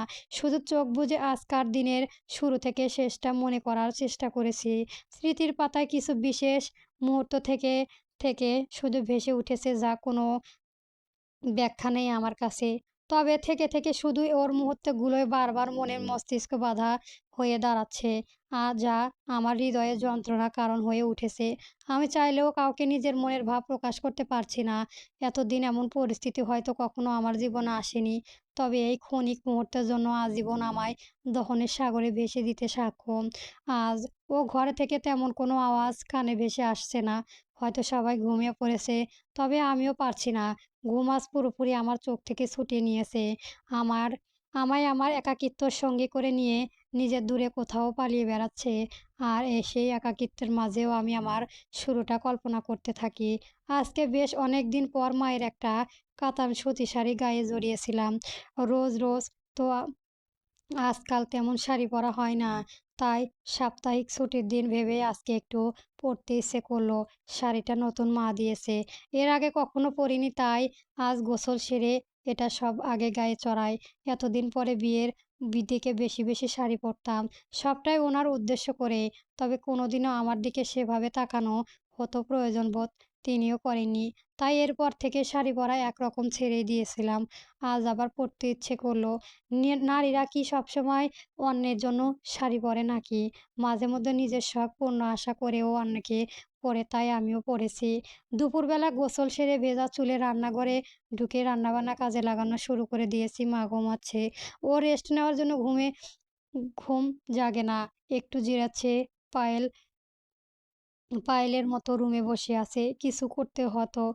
নিজের কাজে ব্যস্ত। রান্নাঘরে আসার পর সময় কোথায় থাকি? উনি নামাজে গিয়েছে, আজ জুমার দিন। তাই এতদিনগুলোতে পাঞ্জাবি পায়জামা পরে এলাকায় মসজিদে চলে যায় নামাজের উদ্দেশ্য। ও দিনে ওনার দেখতে পাক্কা দিনের মসজিদের মতোই লাগে। অথচ অফিসের দিনগুলোতে তার আলাদাভাবে নামাজের সময় হয়। কিংবা তা কখনো দেখার সুযোগ হয়নি। আমি দুপুরে খাবার সবার জন্য তৈরি করতে গিয়ে গ্যাসে কড়ায় মাছ ভাজিয়ে চালিয়ে দিলাম। ডালটা কারেন্টের চুলায় গরম হচ্ছে। আধুনিক শহর জীবনে এই এক সুবিধা, বারবার চুলা জ্বালানোর যন্ত্রণা নেই। যা কিছু দরকার কাছেই রেডি। কোনো তরকারি ঠান্ডা হলে ওভেনে ঢুকিয়ে সহজে গরম করা নেওয়া যায়। এরপর সবকিছুই গরম পরিবেশন করা। কারো হেল্প তেমন একটা দরকার হয় না। যারা একাই থাকে তারা জানে এর সুবিধা অসুবিধা কতটুকু। কিন্তু আমি তো একা না থেকেও একাই হয়ে রইলাম। আমি কিসের সুবিধা অনুভব করব? আপন মনে এসব চিন্তা করছি, তখন যেন কারো একজনের শীতল স্পর্শ খুব কাছে থেকেই অনুভব করলাম। আমার কেমন জানি উদরে স্পর্শ করতে যেন অস্তিত্ব হাসি বসি। আমি সেই রাত থেকে নিজেকে ছাড়িয়ে নিয়ে যাবই, ঠিক তখনই কারো কণ্ঠস্বর আমার কানে এসে ফিসফিসিয়ে বলল, "তোমাকে আজ দারুণ লাগছে।" পুরো নেশা ধরে যাওয়ার মতো। কিছুতেই ছাড়তে ইচ্ছে করছে না। ইচ্ছে করেছে আজকে সারাদিন তোমার ঠিক এভাবে জড়িয়ে রাখি। নিজের সাথে মিশিয়ে নেই। এই কণ্ঠস্বরে আমার চেনা, ভীষণ চেনা। কিন্তু যতদূর চেনা, এই গভীর কণ্ঠস্বর বারবার আমার কানে ভেসে এসেছে। এই কণ্ঠ এমন মৃদু নরমের স্বর কোনোদিন আমার কাছে বোধগম্য হয়নি। আজ কানের কাছে এসে স্বরটা ভেসে আসতে যেন আমি আমার নিজস্ব সত্তা থেকে হারিয়ে যাই। পুরো শরীর অবশ হয়ে আসে। পরক্ষণেই সবার শরীর থেকে তীব্র বিদ্যুৎ বেগে এক মৃদু কম্পনে বয়ে যায়। নিজেকে আমার সাথে আরেকটু ঘনিষ্ঠ নিয়ে বলে ওঠে, "আজ তোমার চুল থেকে এক অন্যরকম ঘ্রাণ আসছে। কি শ্যাম্পু ইউজ করেছে বলো তো, যা আমায় এত বেশি টানছে? ইচ্ছে করছে তোমার মাঝে ডুবে দেয়।" নিজের কথা শেষ করতে না করতেই তিনি এক অনাকাঙ্ক্ষিত কাজ করে বসেন। আচমকাই আমার ঘাড়ে নিজের উষ্ণ ঠোঁটজোড়া ছোঁয়া দিয়ে এক নিবিড় গাঢ় চুম্বন বসিয়ে দেয়। স্বামীর প্রথম ছোঁয়া। জানি তা পবিত্র, তবুও আমি এর আগে সামলাতে না পেরে দ্রুত নিজেকে ওনার বন্ধন থেকে ছাড়িয়ে নিতে তৎপর করে উঠে। ঠিক সেই মুহূর্তে এক অনাকাঙ্ক্ষিত ঘটনা ঘটে যায় আমার সাথে। আমার হাতে ছোঁয়া লেগে তেলসহ পুরো মাছের কড়াই উল্টে পড়ে আমার হাতের উপর। বাকি সবগুলো মেঝেতে গড়িয়ে পড়ে। ঘটনা হয় এতে তাড়াতাড়ি ঘটিয়ে যাওয়া যে আমরা কেউ বুঝে উঠতে পারছিলাম না। আমাকে এই অবস্থায় দেখে তিনি নিজেও হয়তো কিছুটা শঙ্কিত হয়ে যান। ওনার অবাক চাহনিতে আমাকে পুরোটা দেখার আগেই কড়াই গড়িয়ে পড়া শব্দ শুনতে পেয়ে মা ও পায়েল দুজনেই ঘরে থেকে তাড়াহুড়া করে বসে আসেন। আমাদের দুজনের এই অবস্থা দেখে, একসাথে রান্নাঘরে দেখে দুজনে হতভম্বিত হয়ে যায়। মা হয়তো ভাবছে হঠাৎ করে কড়াই পড়ে গেছে কিভাবে। আর পায়েল, ওর দৃষ্টি দেখে আমি হয়তো ওর মনে ভাবনাটা কিছুটা আন্দাজ করতে পারছিলাম। উনি আমার সাথে এখানে কি করছেন? পরবর্তী মা আর পায়েল দুজনকে পুরোটাই বুঝিয়ে বলি, এটা শুধুমাত্র একটা অ্যাক্সিডেন্ট ছিল। হঠাৎ করেই হয়ে গিয়েছে। উনিও হয়তো পায়েলকে ওনার মতো করে সবটা বুঝিয়ে বলেছেন যে তিনি কেন এখানে এসেছিলেন। পায়েল বুঝেছে হয়তো। এদিকে পায়েল ওনার প্রতি পুরো বিশ্বাস আছে। উনি যাই করুক তাকে কখনো মিথ্যে বলেন না। আমি সেসব ভেবে আনমনে হেসে উঠি, আহ! কি ভাগ্য আমার! আর বাকি সব স্ত্রীদের ক্ষেত্রে যা নিত্যদিনের ব্যাপার আমার কাছে এতটাই অভাবনীয় যে ভারী আমি বহন করতে পারি না। আমার জীবনের সবচেয়ে বিব্রতকর পরিস্থিতি বোধহয় ছিল আজকের দিনটা। আমি একে কিভাবে সংজ্ঞায়িত করব তা আমার জানা নেই। তবে এটা যে না ঘটনার মধ্যে ঘটে গিয়েছিল সেটা খুব ভালো করেই বুঝতে পারছি। দিনের শেষে শুধু মনে হচ্ছে আমার আর পায়েলের মধ্যে তিনি এতটুকু পার্থক্য করতে পারলেন না। নানান রকম চিন্তাভাবনার মধ্যে উকিঝুঁকি দিচ্ছে। আমি সেসবের মাঝে কল্পনা করতে গিয়ে বারবার নিজের হাতের অবস্থার দিকে তাকাই। হাতের অনেকটাই অংশ পুড়ে গিয়েছে। সবাই হয়তো খেয়াল করেননি তখন। দাগটাও এত জোরেই হয়নি। পরপরই পানি দিয়ে হাতটা ধুয়ে ফেলেছিলাম। কিন্তু এখন খুব জ্বালা করেছে। মনের জ্বালা থেকে হয়তো খানিকটা কমই হবে। তবুও সহ্য হচ্ছে না হাতের দিকে তাকিয়ে। ভাবছি না এতটা এ রাতে আর এই ব্যথার চোটে ঘুমাতে আসবো না। এভাবে রাত জেগে পার করতে হবে। বাকিটা কাল সকালেই দেখে নেব। আমি চোখ বন্ধ করে নিজেকে ঘুম পাড়ানোর চেষ্টা করেছি। তবে সফল হতে পারিনি। বেশ কিছুক্ষণ এভাবে খাটের এপাশ ওপাশ করতে গিয়ে হঠাৎ দরজার কাছে খটখটানি আওয়াজ শুনতে পাই। আমি চোখ খুলি, এ সময় আবার কে আসলো? মা তো জেগে থাকা না এত রাতে অবধি। পায়েলও ঘুমিয়ে পড়েছে এতক্ষণে নিশ্চয়, নইলে ওর কণ্ঠস্বর শুনতে পেলাম জেগে থাকতে। দরজায় মৃদু খটখট আওয়াজ, বেশি কিছু ভাবনায় যে মিলল। আমি সঙ্গে সঙ্গে বিছানা থেকে নেমে গিয়ে সোজা দরজা খুলে দেই। সামনে ব্যক্তিকে দেখেই কেমন যেন চমকে উঠলাম। উত্তেজনায় ঢোক গিলে বিস্ময় ভরা কণ্ঠে বলি, আপনি এত রাতে এখানে? তিনি আমার দিকে একরকম অন্যরকম চাহনি তাকিয়ে আছেন। হয়তো আমাকে পা থেকে মাথা অবধি সম্পূর্ণ পরখ করে নিচ্ছে। আমি ওনাকে আর কিছু জিজ্ঞেস করতে যাব ঠিক সে সময় প্রশ্ন করে বলেন, আমার আসা কি কখনো সমস্যা? নাকি এখানে আমার আসাটা নিষেধ? ওনার কথা মনে আমি ঠিকমতো বুঝে উঠতে পারলাম না। ওনার আসা কেন নিষেধ হবে? পুরো বাড়িটাই যখন ওনার নিজের, তাহলে নিজের বাড়ি যেকোনো জায়গায় যাওয়ার অধিকার ওনার নিশ্চয় আছে। কিন্তু আমি চিন্তিত হচ্ছি উনি এখানে কেন? আমার সাথে তো ওনার কোনো কালেই কোনো দরকার ছিল না। তাহলে আজ হঠাৎ তিনি নিজে থেকে আমার কাছে আসলেন কেন? আমার তো ওনাকে কোনো নিজের সামনে দেখেও বিশ্বাস হচ্ছে না যে তিনি সত্যি আমার সামনে দাঁড়িয়ে আছেন, নাকি অন্য কেউ। আমি ভুল দেখেছি। আমি আনমনে এভাবে ওনার দিকে তাকিয়ে এসব ভাবছি দেখে তিনি আমার ভাবনা ভেঙে দিলেন। কি হলো? অ্যান্সার করো। Any problem? কি উত্তর দেবে ভেবে পেয়ে বলি, আপনার আসার কোনো সমস্যা হতে যাবে? আপনি বাড়ি আপনার, আপনি যেখানে খুশি যেতে পারেন। তবে হঠাৎ এখানে আসার কারণটা বুঝতে পারছি না। উনি দৃষ্টি ঘুরিয়ে একটা দীর্ঘশ্বাস ফেলে বলল, মার পাঠিয়েছে তোমার কাছে। হাত নাকি পুড়ে গেছে, তাই মলম দিতে পাঠিয়েছে। মা পাঠিয়েছে? কথাটা কেন জানি বিশ্বাস হলো না। মা কি আমার হাতের দিকে খেয়াল করেছিল তখন? মনে তো হয় না। যদি এমনটা হতো তাহলে তিনি আগেই আমায় মলম দিয়ে দিতেন, এতক্ষণ অপেক্ষা করতেন না। আর না হলেও নিজে থেকে আসতেন, এনাকে পাঠাতেন না। তাহলে ইনি কি মিথ্যে বলেছেন আমায়? কিন্তু এর আগে তো কখনোই জেনে শুনে মিথ্যে বলেননি। আজ বলার কারণ কি? মা নিজে না এসে আপনাকে কেন পাঠাতে গেলেন? আমি কৌতূহলী দমে না রেখে ওনাকে সোজা প্রশ্ন করে বসি। আমার কথায় তিনি কিছুটা ইতস্ত বোধ করেন। অতঃপর তার জবাবে বলেন, মার শরীরটা অসুস্থ বোধ করছিল, তাই বিছানা ছেড়ে ওঠেনি। আমাকে পাঠিয়েছেন। হাত বাড়িয়ে মলমের প্যাকেটটা এগিয়ে দিতে বলে, এটা নিয়ে আরো আগে আসার কথা ছিল, কিন্তু কাজ শেষ করতে একটু লেট হয়ে গিয়েছে। এটা নেও আর হাতে যেখানে সেখানে পুড়ে গিয়েছে লাগিয়ে নেও। আশা করি ক্ষতস্থানে দ্রুত ঠিক হয়ে যাবে। আমি নির্বাক হয়ে দেখতে থাকি ওনাকে। ওনার পর বলা মিথ্যে দেখে অবাক হব নাকি? আমার পোড়া স্থানে মলম লাগাবো কথা শুনে বিস্ময়িত হয়ে বসতে পারি না। কিছু না বুঝেই হাতটা বাড়িয়ে দেই মলমটা নিতে। উনি আমার হাতের দিকে তাকান। কবজি থেকে কনুই পর্যন্ত হাতের অগ্রসরভাবে অনেকটা অংশ পুড়ে গিয়েছে। উনি কপাল কুঁচকে সেই দিকে একবার তাকিয়ে দেখে। কিছু না ভেবে আকস্মাৎ আমার হাতটা চেপে ধরেন। ওনার হাত এহেন কাজে আমি কিছুটা অপ্রস্তুত হয়ে যাই। উনি আমার হাত এপাশ ওপাশ ঘুরিয়ে দেখে বলেন, এতটা পুড়ল কিভাবে? তখন তো এত বেশি পোড়া দেখিনি। হঠাৎ দাগটা এত বড় হয়ে গেল কী করে? আমি ইতস্তত বোধ করে ওনার সামনে না মানে তখন দাগটা এত গাঢ় হয়নি। শুধু লালচে ভাব ছিল। এখন ধীরে ধীরে পোড়া জায়গায় স্পষ্ট হচ্ছে। কথাটা বলে ওনার দিকে তাকালাম। ওনার মাঝে কিছু একটা অস্বস্তিতা অনুভব হচ্ছে। উনি কি ভেতরে ভেতরে এর জন্য অনুতপ্ত হচ্ছে?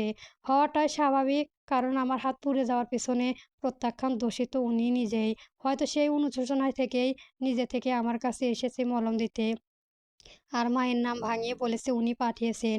ওনার ভাববেগ কিছু বুঝলাম না। আমার হাত ছেড়ে দিয়ে উনি উল্টো আমাকে টেনে নিয়ে গিয়ে বিছানায় এসে বসলেন। অতঃপর প্যাকেট থেকে মলম বের করে নিজেই আঙুল নিয়ে আমার হাতে লাগাতে লাগলেন। ওনার হুটহাট এমন আকৃতি কাজে আমি অবিশ্বাসক নজরে ওনার দিকেই তাকিয়ে থাকি। আরে আরে কি করছেন? আপনাকে লাগাতে হবে না, দিন, আমি নিজেই লাগিয়ে নিচ্ছি। Shut up! কোনো কথা বলবে না একদম। আমাকে আমার কাজ করতে দেন। যতটা অংশ পুড়িয়ে গিয়েছে তাতে তোমার এক হাত দিয়ে মলম লাগাতে গেলে পুরো রাত কভার হয়ে যাবে। ওনার ধমকে আমি হতভম্ব হয়ে সেখানে চুপ করে যাই। কি বলবো কিছুই মাথায় আসছে না। ওনার কাজগুলোকে যে বিস্ময় নিয়ে দেখতে থাকি। আজকে ওনাকে একদম অন্যরকম লাগছে। ওনার এরম রূপ এর আগে কখনোই চোখে পড়েনি আমার। মানুষের ধমকের সুরের আড়ালেও যে একটা দায়িত্ববোধ থাকে আর সেটাও ওনার মাঝে দেখতে পাচ্ছি। উনি আমার হাতে মলম লাগিয়ে দিচ্ছে। হ্যাঁ, সত্যি। জীবনে ১ম বার একবার এরকম আর কখনো হয়নি। আমি যে অসুস্থতা কাতরাচ্ছি আর তিনি আমায় খোঁজ নিতে এসেছেন। এর আগেও তো কতবার জ্বলে কাহিল হয়ে বিছানায় পড়েছিলাম। তিনি কি কোনো দিনও দেখতে এসেছিলেন নাকি নিজে থেকে আমার অসুস্থতার খোঁজ খবর নিয়েছিলেন? ঔষধের দরকার হলে মায়ের কথা সেটা নিয়ে দিতে বাকি আমার অসুস্থতার সময় সব খেয়াল মাই রাখতেন। তখনও কখনো ওনার চোখে আমি নিজের জন্য বিন্দুমাত্র চিন্তা রেখে দেখতে পাইনি। তবে আজ কেন এনার দৃষ্টিভাজ আমার কাছে এত চেনা লাগলো? এটা কি ওনার অনুশোচনার জন্য? আজ নিজে করা ভুলের জন্য ওনার চোখের কাছে যেই অনুতপ্ত ছোঁয়া দেখেছি তা কি কখনো আমার প্রতি করা এ অবিচার থেকে তার মাঝে জন্ম নিয়েছে? আজ তো এইটুকু পোড়া দাগের অমন মলম লাগিয়ে দিচ্ছে, কিছুদিনের মধ্যে সেরেও যাবে হয়তো। কিন্তু আমার অন্তর পুড়ে যে ক্ষত সৃষ্টি হয়েছে তা কি কোনোদিনও পারবে তিনি মলম লাগিয়ে সরিয়ে তুলতে? হয়তো পারবে না। আমার না তা কোনো দিনে সম্ভব না। আমি ওনার দিকে একদৃষ্টিতে তাকিয়ে আছি। উনি আমার হাতে সযত্নে মলম লাগিয়ে দিচ্ছেন। মলম দিতে দিতে এক পর্যায়ে এসে ভেতরে উৎসুক করা কথাগুলো চেপে না রেখে তিনি লম্বা শ্বাস ফেলে বললেন, আম আজকের ইনসিডেন্সটা সম্পূর্ণ অপ্রত্যাশিত ছিল। It's an accident. এটাকে সিরিয়াসলি নিও না প্লিজ। আমি যা করেছি জেনে বুঝে করিনি। সবটা একটা মিসআন্ডারস্ট্যান্ডিং ছিল। এটার জন্য আমি আন্তরিকভাবেই দুঃখিত। জানি ওনার কথার প্রেক্ষিতে আমার কাছে এতটুকুই উত্তর জানা ছিল। আমার এত ছোট জবাব শুনে তিনি হয়তো কিছুটা বিস্ময়িত হয়ে যান। আমার দিকে সরাসরি চোখ তুলে তাকান তিনি। তার চাহনি ভাষা হয়তো এই ছিল যে আমি এর বিপরীত কোনো প্রতিক্রিয়া করলাম না কেন। হয়তো ভেবেছিল যে আমি এর জন্য আমি তাকে জোর করব না, নয়তো কিছু কথা শুনিয়ে দেব। তবে আমি এইটুকু উত্তরেই করেই যে থেমে যাব তা হয়তো তিনি কখনোই ভাবতে পারেনি। উনি সেই একই দৃষ্টি রেখে জড়তা মিশ্রিত কণ্ঠে বলে ওঠে, আম পায়েলকে এই ইনসিডেন্টস এর বিষয়ে কিছু জানিও না প্লিজ। ও শুনলে এটা ভেবে নিতে পারে যে নেগেটিভ ফিল করে আমাদের নিয়ে একটা ঝামেলা হওয়ার চান্স আছে। আমি ওকে কিছু বলতে পারিনি। তাই তুমি এই বিষয়ে ওর সামনে কোনো কথা তুলো না। It's casual. এর জন্য হয়তো বেশ রাত করে সময় নিয়ে এসেছে যে আমায় ওনার কথাগুলো মানতেও পারবে। কিন্তু আমি আগে থেকেই বিনা প্রশ্নে ওনার সবকিছুই মেনে নিয়ে বসে আছি দেখে তাও উনি মনকে হয়তো খানিকটা ভানিয়ে তুলেছে। তিনি আমার চোখের দিকে তাকানো আর সাহস করে না, চোখ নামিয়ে নিজের কাজটুকু তো মনোযোগ দেন। আমি ওনাকে ভালোভাবে পরখ করতে থাকি। আজকের মতো ওনার এই ভাব পরিবর্তন তেমন কোনোদিনও চোখে পড়েনি। না তেজ, না ক্রোধ, আর না কোনো দম্ভিকতা। পুরো মানুষটা কেমন যেন মিলিয়ে গেছে আমার সামনে। আমি সেই দিন তাকিয়ে কি যেন ভেবে একটু মুচকি হাসি। জানি না এর অর্থ কী, তবে তা হয়তো কিছু আমার হৃদয়কে প্রশান্তি দিচ্ছে।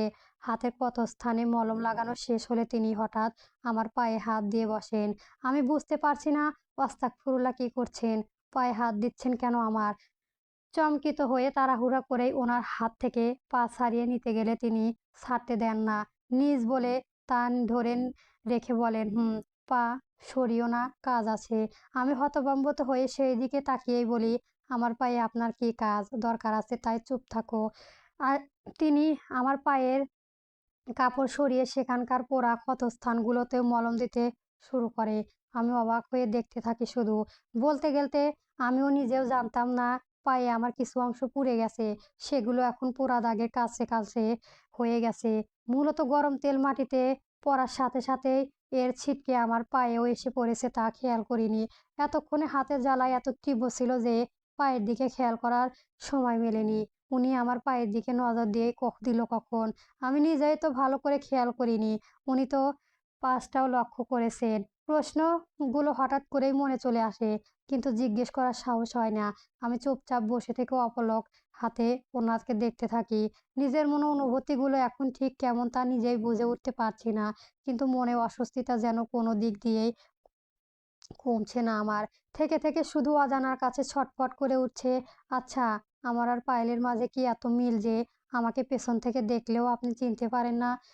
ওনার কি এভাবে তাকিয়ে দেখতে দেখতে যে এমন কোনো প্রশ্ন করে বসবে নিজে তা ভাবতে পারেনি। নিজের কথায় নিজে কেমন ইতস্ত হয়ে মেরে থেমে যায়। প্রশ্নটা শুনে তিনি মলম লাগানো থামিয়ে দেন। কিছু একটা মনে দীর্ঘশ্বাস ছাড়লেন। অতঃপর কিছুক্ষণ সময় চুপ থেকে উত্তর করেন, তখন অত কিছু মাথায় আসেনি। ভেজা চুল, নতুন শাড়ি পরে তোমায় দাঁড়িয়ে থাকতে দেখে প্রথম দেখায় পায়েল মনে হয়েছিল, তাই আর নিজেকে সামাল দিতে পারেনি। It's my mistake, I am sorry for that. এরপর তিনি আর কিছু বললেন না। আমিও চুপ করে যাই। এতটা নীরব ভাব বেশ কিছুক্ষণের জন্যই বিরাজ করে আমাদের মাঝে। হয়তো কথা বলার পথ এতে দূর এসে থেমে গিয়েছে, তাই আর কোনো আওয়াজ বেরোচ্ছে না আমাদের গলা দিয়ে। এক স্থির শ্বাস টেনে তিনি নিজের কাজ শেষ করে তাড়াহুড়ো উড়ো লাগান। আমি পালকহীন তাকিয়ে দেখি, মুহূর্তে যদি সত্যি সত্যি আমায় নিজে হতো, ওনাকে যদি এভাবে আজীবনের জন্য নিজের পেতাম, তাহলে আজ হয়তো এই সমস্যাটা আমার জীবনে কষ্টে না হয়ে সবচেয়ে বরঞ্চ আনন্দ হতো। অশ্রু সজল চোখে থেকে এক পলক বৃষ্টি ফোঁটা সৃজল তরল মুহূর্তে টুপ করে গড়িয়ে পড়ে। উনি হয়তো লক্ষ্য করেননি। আমি সঙ্গে সঙ্গে তা মুছে নিয়ে নিজেকে স্বাভাবিক করি। তুমি এখানে কি করছো? কণ্ঠস্বর বোধগম্য হতেই আমি আমার তিনি একসাথে সেদিকে দৃষ্টি করি। পায়েলের এরকম দৃষ্টি নিয়ে আমাদের দিকে তাকিয়ে আছে। মুখে তার প্রভাব চাহনি। হয়তো বুঝতে চাইছে আমার একসাথে এখানে কি করছি। উনি সঙ্গে সঙ্গে দাঁড়িয়ে দাঁড়িয়ে যায়। পায়েল পুনরায় জিজ্ঞেস করে, কি হলো, উত্তর করছো না যে? তুমি এখানে কি করছো? ওর পায়ের কাছে ওভাবে বসে ছিলে কেন? তো উনি এক পলক আমার দিকে চেয়ে পায়েলকে উত্তর করেন, পারমিতার হাত পুড়ে গিয়েছে তাই মলম দিতে পাঠিয়েছে। আমি ওকে জাস্ট হেল্প করছিলাম এতে, দ্যাটস ইট। কি জানি পায়েল বিশ্বাস করেছে কিনা, সন্দেহ রেখা তার চোখে তখন উপস্থিত ছিল। ওর হাত পুড়ে গিয়েছে তো নিজেই মলম লাগিয়ে নিবে। তোমার এখানে বসে থাকার তো কোনো কারণ দেখছি না। উনি চুপ করে যান।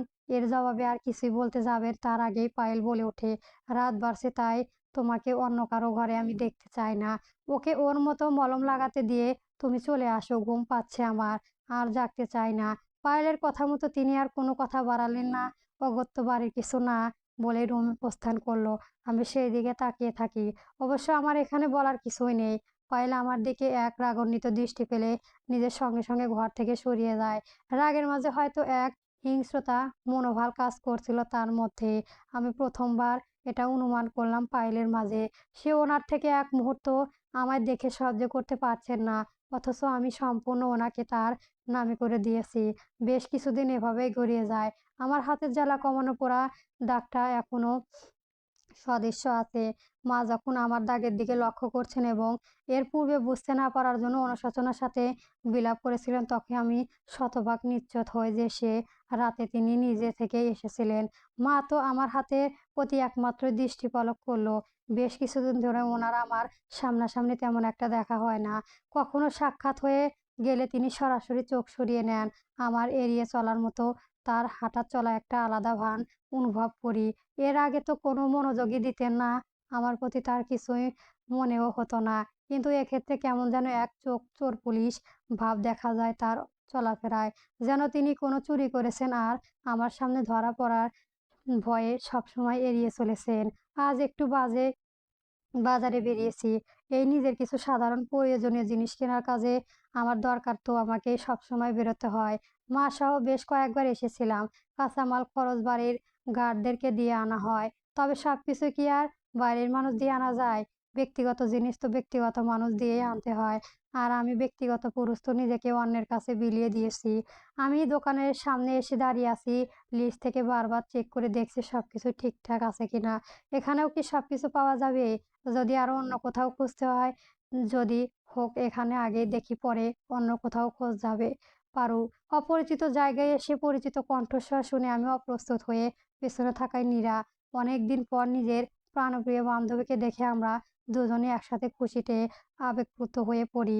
একে অপরকে জড়িয়ে ধরে বেশ কিছুক্ষণ নীরব অশ্রু ঝরায়। নীরা আমায় ছেড়ে বলে, কিরে কেমন আছিস? তোমাকে তো একেবারে জন্যই ভুলে গিয়েছিস। বিয়ের পরে আর একেবারে খোঁজ খবর নেওয়ার প্রয়োজন করে মনে করিসনি? নীরা অভিমানের স্বরে বলা কথা আমি পিছু হেসে উঠি। হ্যাঁ, এখানে আসার পরে মা নতুন সিম সহ ফোন কিনে দিয়েছিল। তোর নাম্বার ছিল না আমার কাছে, তাই কোনো খোঁজ খবর নিতে পারিনি। ওকে প্রশ্ন করে বলি, তুই হঠাৎ আজ এখানে? গ্রাম ছাড়া তো তোকে খুব একটা বাইরে আসতে দেখিনি। আমার বাসার চাঁদ হাতে পাওয়ার মতো তোকে আজ কিভাবে এখানে পেয়ে গেলাম বল? নীরা হাসি মুখে উত্তর করে, আমার বিয়ে হয়ে গিয়েছে রে পারু, ওনার সাথে। তাই দরকারি এসেছিলাম এখানে একটা মেডিকেল টেস্টের জন্য। উনি সেই রিপোর্ট পাওয়ার জন্য এখানে অপেক্ষা করছে। আমি হতভম্ব হয়ে নীরব দিকে তাকিয়ে থাকি। ওর কথাগুলো যেন অবিশ্বাস্য মনে হচ্ছে। নীরার বিয়ে হয়ে গেছে? আমার বান্ধবী নীরা, যার সাথে ছোটবেলা থেকে একসাথে খেলাধুলায় বড় হয়েছি, যে আমার একমাত্র বেস্ট ফ্রেন্ড, তার বিয়ে হয়ে গিয়েছে। অথচ আমার বান্ধবীর বিয়ে হয়ে গিয়েছিল, আমি এর কোনো খবরই পাইনি। নিজ ফ্রেন্ড এর বিয়েতে উপস্থিত থাকতে পারিনি। তোর বিয়ে হয়ে গিয়েছে নীরা? কবে, কখন, কিভাবে? আমি কোনো কিছু জানতে পারলাম না। নীরা দীর্ঘশ্বাস ফেলে বলে, বেশ দিন না রে, এই 3 মাস হলো। হঠাৎ করে সবটা ঠিক হয়ে যায়। পাত্র ভালো ছিল তাই আর দ্বিমত করেনি। তেমন বড় কোনো আয়োজন করা হয়নি বিয়েটা। বেশ লোকজন ছিল না। তবু এই নিঃসঙ্গতা ভিড়ে তোকে খুব করে চেয়েছিলাম তুই যেন আমার বিয়েতে থাকিস। কিন্তু দেখ না, তোর বিয়ে হয়ে যাওয়ার পর এমন এক জায়গায় চলে আসলি যে তার কোনো খোঁজই নিতে পারিনি। নাম্বারটাও ছিল না তোর, যে কল দিয়ে নিজের বিয়ের খবর জানাবো তোকে। তুইও তো আর দ্বিতীয়বার গ্রামে পা ফেলিসনি। কেউ তোর কোনো খবর জানে না। অনেক কেঁদেছিলাম ওই দিন জানিস। তুই পাশে থাকলে কষ্টটা হয়তো একটু কম হতো। আমি চুপ করে এক ধ্যানে শুনে যাই নীরার কথাগুলো। সত্যি বিয়ের পরে কতটা আলাদা হয়ে গিয়েছিস আমি সবার থেকে। নিজের গ্রাম, নিজের আপনজন, পরিচিত মুখগুলো আর দেখে ওঠা হয়নি। সেসব ভেবে এক হতাশার শ্বাস ফেলে বলি, হয়তো আমার ভাগ্য তোর বিয়েটা খাওয়া লেখা ছিল না, তাই এমন হলো। বাদ দে, দুলাভাইয়ের খবর বল। কেমন তিনি? কি করেন? উম দেখতে কেমন? তোকে কি খাটিয়ে মানবে নাকি? আমার কথায় নীরা হেসে ফেলল। না রে, তেমন কিছু না। আমার ভীষণ ভালোবাসে, বেশ যত্ন করে। একটা সরকারি চাকরি করেন তিনি, ম্যানেজার পদে। আমাদের বাড়িও এই শহরের উপরেই। দেখতে ভালো। তোর হাজবেন্ডের মতো অতটা সুন্দর না হলেও ভালোই। আমার কাছে তো উনি সবচেয়ে সুদর্শন পুরুষ। নীরার কথাগুলো শুনে বেশ শান্ত পেলাম। যাক, ও নিজের জীবনে তো একজন ভালো কাউকে জীবনসঙ্গী হিসেবে পেয়েছে। আমার মতো পোড়া কপাল তার হয়নি। ও পুরো জীবনটাই যেন এমন হাসিখুশি উৎফুল্লতার সাথে কাটে, সেই দোয়াই করি মনে মনে। আচ্ছা, তুই নাকি কোনো কাজে এখানে এসেছিস? মেডিকেল রিপোর্ট নিতে কিসের জন্য? কোনো সমস্যা? আমার এই প্রশ্ন নীরা হয়তো খানিকটা ইতস্ত হয়ে লজ্জাবোধ করে গলার স্বরে। কিছুটা খাদে নামিয়ে ধীরে কণ্ঠে বলে, সমস্যা। বড় কোনো সমস্যা যেন হয় সেই দোয়াই করি। আমি ওর সাথে কথা বিস্ময়ক ভাব নিয়ে তাকাই। সমস্যা? আবার বড় কোনো সমস্যা যেন হয়, এর জন্য দোয়া করব? কি বলিস এসব? নীরা হাসে। আমার অবাক করা চাহনি দেখে প্রতিউত্তর করে, আরে সিরিয়াস হচ্ছিস কেন? প্রেগনেন্সির রিপোর্ট নিতে এসেছি, অন্য কিছু না। খুব করে চাইছি এবার যেন একটু পজিটিভ আসে। ওনার একটা বাবু খুব শখ। আমিও চাইছি আমাদের দুজনের পরিবারে একটা তৃতীয় কেউ আসুক। তাহলে আমাদের ফ্যামিলি কভার হবে। কি বলিস, দোয়া করবি না আমাদের জন্য? নীরার কথা আমি বাকরুদ্ধ হয়ে পড়ি। ও প্রেগনেন্ট? বিয়ের খবরের পর এই খবরটা হজম করতে যেন আরো বেশি কষ্ট হয়। একসাথে এতগুলো নিউজ শুনতে হচ্ছে আজ আমায়। আনন্দ প্রকাশ করব নাকি অবাক হব বুঝতে পারিনি। তুই প্রেগনেন্ট নীরা? আমি তো বিশ্বাসই করতে পারছি না। নীরার সঙ্গে সঙ্গে আমার মুখ চেপে ধরে, আসতে পারো? তুই তো দেখছি শর্ট খেয়ে পুরো পাগল হয়ে গিয়েছিস। এটা বাজার ভুলে গেছিস? আমার মুখ থেকে হাত সরাতে সরাতে বলে, আশঙ্কা তো বলছি, এইবার খালি শিওর হওয়ার পালা। এর জন্যই তো কাছে দোয়া চাইছি। মিষ্টি মুখটা যেন সবাইকে করাতে পারি আমি নিজের মুখে নিজের হাত দিয়ে খুশিতে খুশিতে থাকি। তোকে অভিনন্দন করার কোনো ভাষা খুঁজে পাচ্ছি না নীরা। তোর জন্য কি আমি দোয়া থাকে না, সেটাও আবার চেয়ে নিতে হবে? নীরা হাসি মুখে তাকিয়ে আছে আমার দিকে। আমায় দেখতে দেখতে হঠাৎ ওর মুখের হাসি ভানটা মিলিয়ে যায়। হ্যাঁ রে পারু, তোকে আগের থেকে এত বেশি শুকনো কেন লাগছে বলতো? তুই কি কোনো কাজে অসুস্থ? নীরার কথায় আমার হাসি মুখটা কেমন হঠাৎ করেই কালো মেঘে ছেয়ে যায়। নীরা আমার দিকে চেয়ে থাকতে থাকতে হঠাৎ ওর চোখ পড়ে আমার হাতে সেই পোড়া কালচে দাগের উপর। সে আমার হাত ধরে আতঙ্কিত স্বরে বলে, এ কি পারো, তোর হাতে এটা কিসের দাগ? তোর হাত পুড়িয়ে গিয়েছে? কিন্তু কিভাবে? আমি হাত ছাড়িয়ে নিয়ে আমতা আমতা করে বলি, না রে তেমন কিছু না, আসলে আমার ভুলই এমন হয়েছে। হঠাৎ গরম তেলে সেকা লেগে হাত এখানে পুড়ে গিয়েছে। কিছুদিনের মধ্যে ঠিক হয়ে যাবে, চিন্তা করিস না। নীরা এর অন্যমনস্ক দৃষ্টিতে তাকিয়ে আছে আমার দিকে। তার চোখে কেমন সন্দেহ ছায়া, যে আমায় খুঁটিয়ে খুঁটিয়ে পরখ করে নিচ্ছে। আমার কথাটা হয়তো সে সম্পূর্ণ বিশ্বাস করতে পারছে না। আমি তার সে চোখে দিকে তাকিয়ে সাহস করতে পারছি না। তাই এদিকে সেদিকে নিজের দৃষ্টি ফেরানোর চেষ্টা করছি।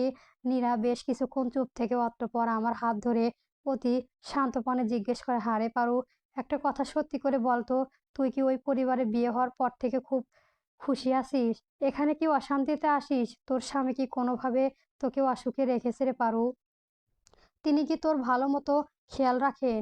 নীরা হঠাৎ এমন প্রশ্ন করে ওঠে, আমি বেশ স্তম্ভিত হয়ে পড়ি। তাকে এর উত্তরে কি বলবো বুঝে উঠতে পারিনি।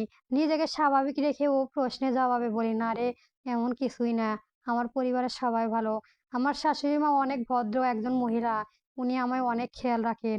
কখনো কখনো কিছুর জন্য কথা শোনান না। আর উনি আমার কোনো কিছুতেই তেমন বাধা দেন না। আমি এখানে সবকিছু নিজের মার্জিত মতো করি। কেউ কিছু বলে না। তাই এতটাই স্বাধীনভাবে থাকলে কি কেউ অসুখী থাকে? নীরা চুপচাপ আমার মুখের দিকে তাকিয়ে থাকে। পুরোটা বিশ্বাস করছে কিনা জানা নেই, তবে আমায় নিয়ে তার চিন্তার ভাবনাটা এখনো সেরে ওঠেনি পুরোপুরি। সে নিচু স্বরে হতাশা নিয়ে বলে, তাই যে হয় পারো, তুই যে সুখী থাকিস কেন জানি তোর মুখের কথা আর চেহারার সাক্ষাৎ দুজনই ভিন্ন কথা বলেছে। তোর কথাগুলো যেন সত্য হয় সেই দোয়া রাখি। কথাটুকু বলেই নীরা সময়ের দিকে লক্ষ্য দেয়। অনেকটা সময় পার হয়ে গিয়েছে। তার হাজবেন্ড হয়তো অপেক্ষা করছে তার জন্য। আমার দেখা পেয়ে ওনার না জানিয়ে নাকি এখানে চলে এসেছে। তাই এতক্ষণে হয়তো ওর জন্যই দুশ্চিন্তা করেছে। নিজের ফেরার তাড়া দিয়ে আমাকে সঙ্গে চলার কথা বলল। আমার সাথে নাকি তার হাজবেন্ডের পরিচয় করিয়ে দিবে। কখনো তো সামনাসামনি দেখা হয়নি। আজ এতদিন পরে আমাদের দেখা হলো, আজ ওর হাজবেন্ডের সাথে দেখা, কথা বলতে হবে। অনেক জোর করলো আমায় এজন্য। আমি অবসন্ন নানা অজুহাত দিয়ে বোঝালাম তাকে আজ না। আজ আমার একটা কাজ আছে, অন্য কোনোদিন দেখা করে নিব। আপাতত ওদের জন্য অনেক দোয়া তোমার। তারা সুখে থাক। যেই উদ্দেশ্য এখানে এসেছে যে যেন সফল হয়। নীরা আমার হাত ছাড়লো না। অনেক বুঝিয়ে সুঝিয়ে ওকে রাজি করালাম এতে। এরপরেও একদিন নিশ্চয় আমি কথা বলবো, আজ থাক। এরপরে না হয় সোজা ওদের বাড়িতে গিয়েই দেখা করব করা যাবে। বহু কষ্টে নীরাকে থামালো গেল। সে আমার কাছে জোরপূর্ণ ওয়াদা করিয়ে নিয়ে যেই কথা দিলাম তা যেন অক্ষরে অক্ষরে পালন করি। এর খেয়ানত করলে কিন্তু কপালে দুঃখ আছে। আমি হাসিমুখে আর সম্মতি দিয়ে সে জায়গা হতে প্রস্থান করি। নীরাও চলে যায়। ব্যস্ত সড়কে নিজের প্রয়োজনীয় জিনিসপত্র নিয়ে দাঁড়িয়ে আছে কোনো অটোরিকশা ধরার আশায়। কিন্তু এ পর্যন্ত হয়তো হাজার খানেক গাড়ি ঘোরার পর হয়ে গেলেও মেইন রোড দিয়ে তবুও একটা খালি সিটের অটোরিকশা দেখা পেলাম না। নীরার সাথে সাথে বলার পরও আর সেই দোকান থেকে এসব কিনতে ইচ্ছে করেনি। তাই একটু ঘুরে অন্য দোকান থেকে কিনলাম। আজ এভাবে ওর সাথে দেখা হয়ে যাবে কল্পনায় করিনি। কতদিনের সুখ দুঃখ, হাসি কান্না, রাগ অভিমান মেশানো কথা তার সাথে শেয়ার করা ছিল। কিন্তু পরিস্থিতির চাপে তুই হলো না। রাস্তার মাঝে একটা খালি রিক্সা দেখে সত্যি আমার দুই বান্ধবী হয়েও আমাদের ভাগ্য কত অমিল। নীরা তার পরিবারের কথা মতো একটা বিয়ে করে কাজ কত সুখী আছে। ওর চেহারার যে সুতার তার বলে দিচ্ছে সে কত সুখী। আর আমি সবার কথা মেনে এই বিয়েতে সম্মতি দিলাম। আজ আমার ভাগ্যই যেন স্রোতের প্রতিকূল চলেছে, যার কোনো তীব্র নেই। আজ আমাদের দুজনের ভাগ্যের কি আকাশ পাতাল পার্থক্য। একে হয়তো নিয়তি বলে। আমি নিজের ভাবনা চিন্তার সাথেই রিকশায় নিকট পৌঁছালাম। রিক্সা চলতে যাবে ঠিক তখনই কোনো কিছুর প্রচণ্ড গতি প্রবল ধাক্কায় আমি বেগ সামলাতে না পেরে সম্পূর্ণ ছিটকে পড়ি এক কিনারায়। শরীর পুড়ে উপুড় হয়ে পড়ে আছে যেন রাস্তার ওপর। শরীরের শক্তি অবশ হয়ে আসছে। আমি নিচু নেবু চোখে তাকিয়ে চারদিক দেখতে থাকি। অনেক মানুষের ভিড় হয়ে গিয়েছে ইতিমধ্যে। তারা সবাই আমার দিকেই চেয়ে আছে। অনেক হইচই হচ্ছে কোনো একটা বিষয় নিয়ে আমি স্পষ্ট শুনতে পাচ্ছি না। গাড়ি ঘোড়া অনেক আওয়াজ ভেসে আসছে কানে। চারদিক সাইরেন বাজছে। জ্ঞান ধরে রাখার শান্তি পাচ্ছি না। বারবার চোখ বন্ধ হয়ে আসছে আমার। কয়েক মুহূর্তের মধ্যে কি থেকে কি হয়ে গেল বোধগম্য হওয়ার আগে চোখের সামনে কিছু লাল তরল ভেসে ওঠে। সেদিকে চেয়ে ধীরে স্থির একটা নিঃশ্বাস ছাড়ি। আমি চোখ বুজে নেই। তার জেগে থাকতে ইচ্ছে করছে না। প্রচন্ড মাথা ব্যথা, চোখ খুলতে পারছিল না। চারিদিকে কেমন ঝাপসা ঝাপসা লাগছে। ধীরে ধীরে নিজের চোখের পাতা হালকা করতে সামনে সবকিছু কেমন অপরিচিত লাগা শুরু করলে। আমি অবুঝ দৃষ্টিতে চারপাশে এরকম চোখ বোঝালাম। কেমন সাদা সাদা সম্পূর্ণ ঘরটা। আশেপাশে তেমন কোনো আসবাবপত্র নেই। পুরো ঘরটাই কেমন যেন ফাঁকা ফাঁকা। কোথায় আমি? এখানকার সবকিছু এমন অপরিচিত কেন? কিভাবে আসলাম আমি এখানে? সেই ঘটনার পর থেকে আমি কেমন জানি কিছুই মনে পড়ছে না। আমি নিজেকে অতস্থ করে শোয়া থেকে উঠে বসতে কোনো কিছু একটা হ্যাকসা টান খেলাম হাতে। ভালো করে পরখ করে দেখি এটা একটা সাইলেনের লাইট, যা আমার হাতের সাথে সুচ দিয়ে লাগিয়ে দেওয়া হয়েছে। এবার আমার চারপাশে খুব ভালো করে চোখ বুলিয়ে নেই। নিজেকে হসপিটালের বেডে আবিষ্কার করি। আমি এখানে কি করছি? কে নিয়ে আসলো আমায় এখানে? হঠাৎ রাস্তার উপর পড়ে যাওয়ার পর ডিরেক্ট হসপিটালে কিভাবে চলে আসলাম? নানান চিন্তায় মাথায় যন্ত্রণায় উঠেছে বারবার। আমি হাত দিয়ে ব্যথা কামানোর জন্য একটু চেপে ধরতে গেলে সেখানে ব্যান্ডেজ করে দেওয়া অনুভব করি। বেড থেকে সোজা দাঁড়াতে পারি না পায়ের ব্যথায়। কাপড় সরিয়ে দেখি সেখানে বড় করে ব্যান্ডেজ করে দেওয়া। আল্লাহ! আমার এত বড় অ্যাক্সিডেন্ট হলো কি করে? এখন আমি বাড়ি ফিরবো কিভাবে? কিছুক্ষণ পরে একজন কর্মচারী নার্স প্রবেশ করে আমার রুমে। আমার জ্ঞান ফিরেছে দেখে কিছুটা স্বস্তির শ্বাস ছাড়ে। আপনার দেখছি সেন্স এসে গেছে। টানা ২ ঘন্টা এখানে জ্ঞানহীন অবস্থায় ছিলেন। জ্ঞান ফিরিয়েছে না বলেই স্যালাইন লাগিয়ে দেওয়া হয়েছে। আমি তাকে দেখার পর কিছুটা অস্বস্তি অনুভব করি নিজের মাঝে। আচ্ছা, আমি এখানে কিভাবে আসলাম? আমার অ্যাক্সিডেন্টের পর আমায় এখানে কে নিয়ে এসেছে? বাড়ির কেউ কি এসেছে এখানে? আচ্ছা, আমি কি আর কোনোদিন হাঁটতে পারবো না? নিজেকে শান্তভাবে ধরে রাখতে না পেরে এক প্রকার তাড়াহুড়া করেই বসে থাকি একবারেই প্রশ্নে জিজ্ঞাসা করে নিই। নার্স কিছুটা হাসি মুখে সাবলীল ভাষায় উত্তর দেয়, আপনি উত্তেজিত হবেন না প্লিজ। আমি ধীরে সুস্থে বলছি, আপনাকে এখানে একজন অপরিচিত কেউ এসে অ্যাডমিট করিয়ে দিয়েছে। আপনি হয়তো চিনবেন না। তিনি এখানেই অপেক্ষা করছেন আপনার জ্ঞান ফেরার জন্য। জ্ঞান ফিরলে নাকি দেখা করে তারপর যাবে। আপাতত বাইরে বসে আছেন। আমি ওনাকে ডেকে দিচ্ছি আপনার সাথে কথা বলার জন্য। তবে বেশি অস্থির হবেন না এক্ষুনি। আপনি ইনজুরে আছে। তার তাই একটু বেড রেস্ট এ থাকা কিছুক্ষণ। ভয় পাওয়ার কিছুই নেই। বড়সড় কিছুই হয়নি। পায়ের আঘাতটা একটু বেশি ছিল, বাকি সব মোটামুটি নরমাল। কিছুদিন ঠিকমতো কেয়ার নিলে আশা করি তাড়াতাড়ি সুস্থ হয়ে যাবেন। ততদিনে ক্রাচের এর ভর থেকে হাঁটতে পারবেন। আপনার বাড়ির কেউ এখানে আসেনি। তারা ফিরলে ডক্টর প্রেসক্রিপ মতো আপনার দ্রুত ছেড়ে দেওয়ার ব্যবস্থা করা হবে আজকের মধ্যেই। ওনার কথায় বুকে চাপটা অনেকটাই হালকা হয়। উত্তেজনায় ছটফট করা হৃদয়টা কিছুটা শান্ত হয়। যে ভয় হয়েছিল এমন কিছুই নেই। আমি তাহলে পুনরায় হাঁটতে পারবো। কথাটা মনে করেই কিছুটা প্রশান্তির অনুভব করতে পারি মনে মনে। নার্সটি কিছু মেডিসিন আমায় স্যালাইনে পুশ করে তার পরে রুম থেকে বেরিয়ে যায়। আমি নিজের মতো বেডে হেলান দিয়ে শুয়ে পড়ি। এত একটা বড় অ্যাক্সিডেন্ট থেকে বেঁচে ফিরলেও নিজের মধ্যেও কোনো অনুভূতি নেই। কোনো কেন বাঁচলাম আমি? এ কি আদৌ কি কোনো দরকার ছিল?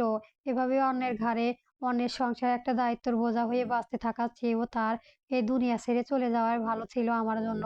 সেখানে গিয়ে মা-বাবার সাথে একসাথে থাকতে পারতাম, তাদের সাথে কথা বলতে পারতাম। এখানে বেঁচে থেকে তো প্রতিনিয়ত চোখের সামনে কষ্টের স্মৃতিগুলোই ভেসে উঠে থেকে। হাজার যন্ত্রণা হলেও মুখ বুজে তা সহ্য করা ছাড়া আমার আর কোনো উপায় নেই। এর চেয়েও কি মৃত্যুর স্বাদ আদনাত স্বভাব বেশি সুখের হতো না? নিজের মনের ভাবনা নিয়ে যখন বিতৃষ্ণা কাহিল তখন দরজায় মুখ খটখট শব্দে আমার ধ্যান ভাঙে। একজন পুরুষ বাহিরে থেকে ভিতরে আসার জন্য অনুমতি চাইলেন। আমি নিজেকে স্বাভাবিক করে তাকে আসতে বললাম। ছেলেটি ভেতরে ঢুকলো, যুবক ছেলে। বেশ লম্বা চওড়া চেহারা গঠন, চোখের ভাব সবকিছু যেন সবার থেকে আলাদা অন্যরকম। আমি এর আগে হয়তো ওর মতো কাউকে দেখিনি। সবার মধ্যে যে প্রকৃতি ভাবটা থাকে এর মধ্যে সেটা নেই। আমি কৌতূহলী দৃষ্টিতে কিছুক্ষণ তাকিয়ে দেখলাম তাকে। সে আমার দিকে হাসি মুখ দাঁড়িয়ে আছে। তার হাসি থেকে যেন চোখও হাসছে। সবকিছু স্বাভাবিক থেকেও কেমন অস্বাভাবিক। আমি স্তব্ধ খেয়ে তখনও সেইভাবে তাকিয়ে আছি। ছেলেটি আমার পাশের চেয়ার টেনে বসলো। কি ম্যাডাম, এখন শরীর কেমন, সুস্থ তো? আমি ওনার চোখে ভাষা পড়তে এতটাই মগ্ন যে তার প্রশ্ন ঠিক মতো আমার কান অবধি পৌঁছালো না। আমি কোনো উত্তর করছি না দেখে তিনি একই প্রশ্ন পুনরায় করলেন, কি ম্যাডাম, উত্তর করছেন না কেন? শরীর এখন কি ভীষণ দুর্বল করছে? অবশ্য হওয়ার কথা। রাস্তায় যেভাবে লারির সাথে ধাক্কা দেখেছেন, মুখ উল্টে পড়েছিলেন, তাতে তো অধিকাংশ আশঙ্কাই করেছিল যে আপনি হয়তো আর বেঁচে নেই, কিংবা আর বাঁচবেন না।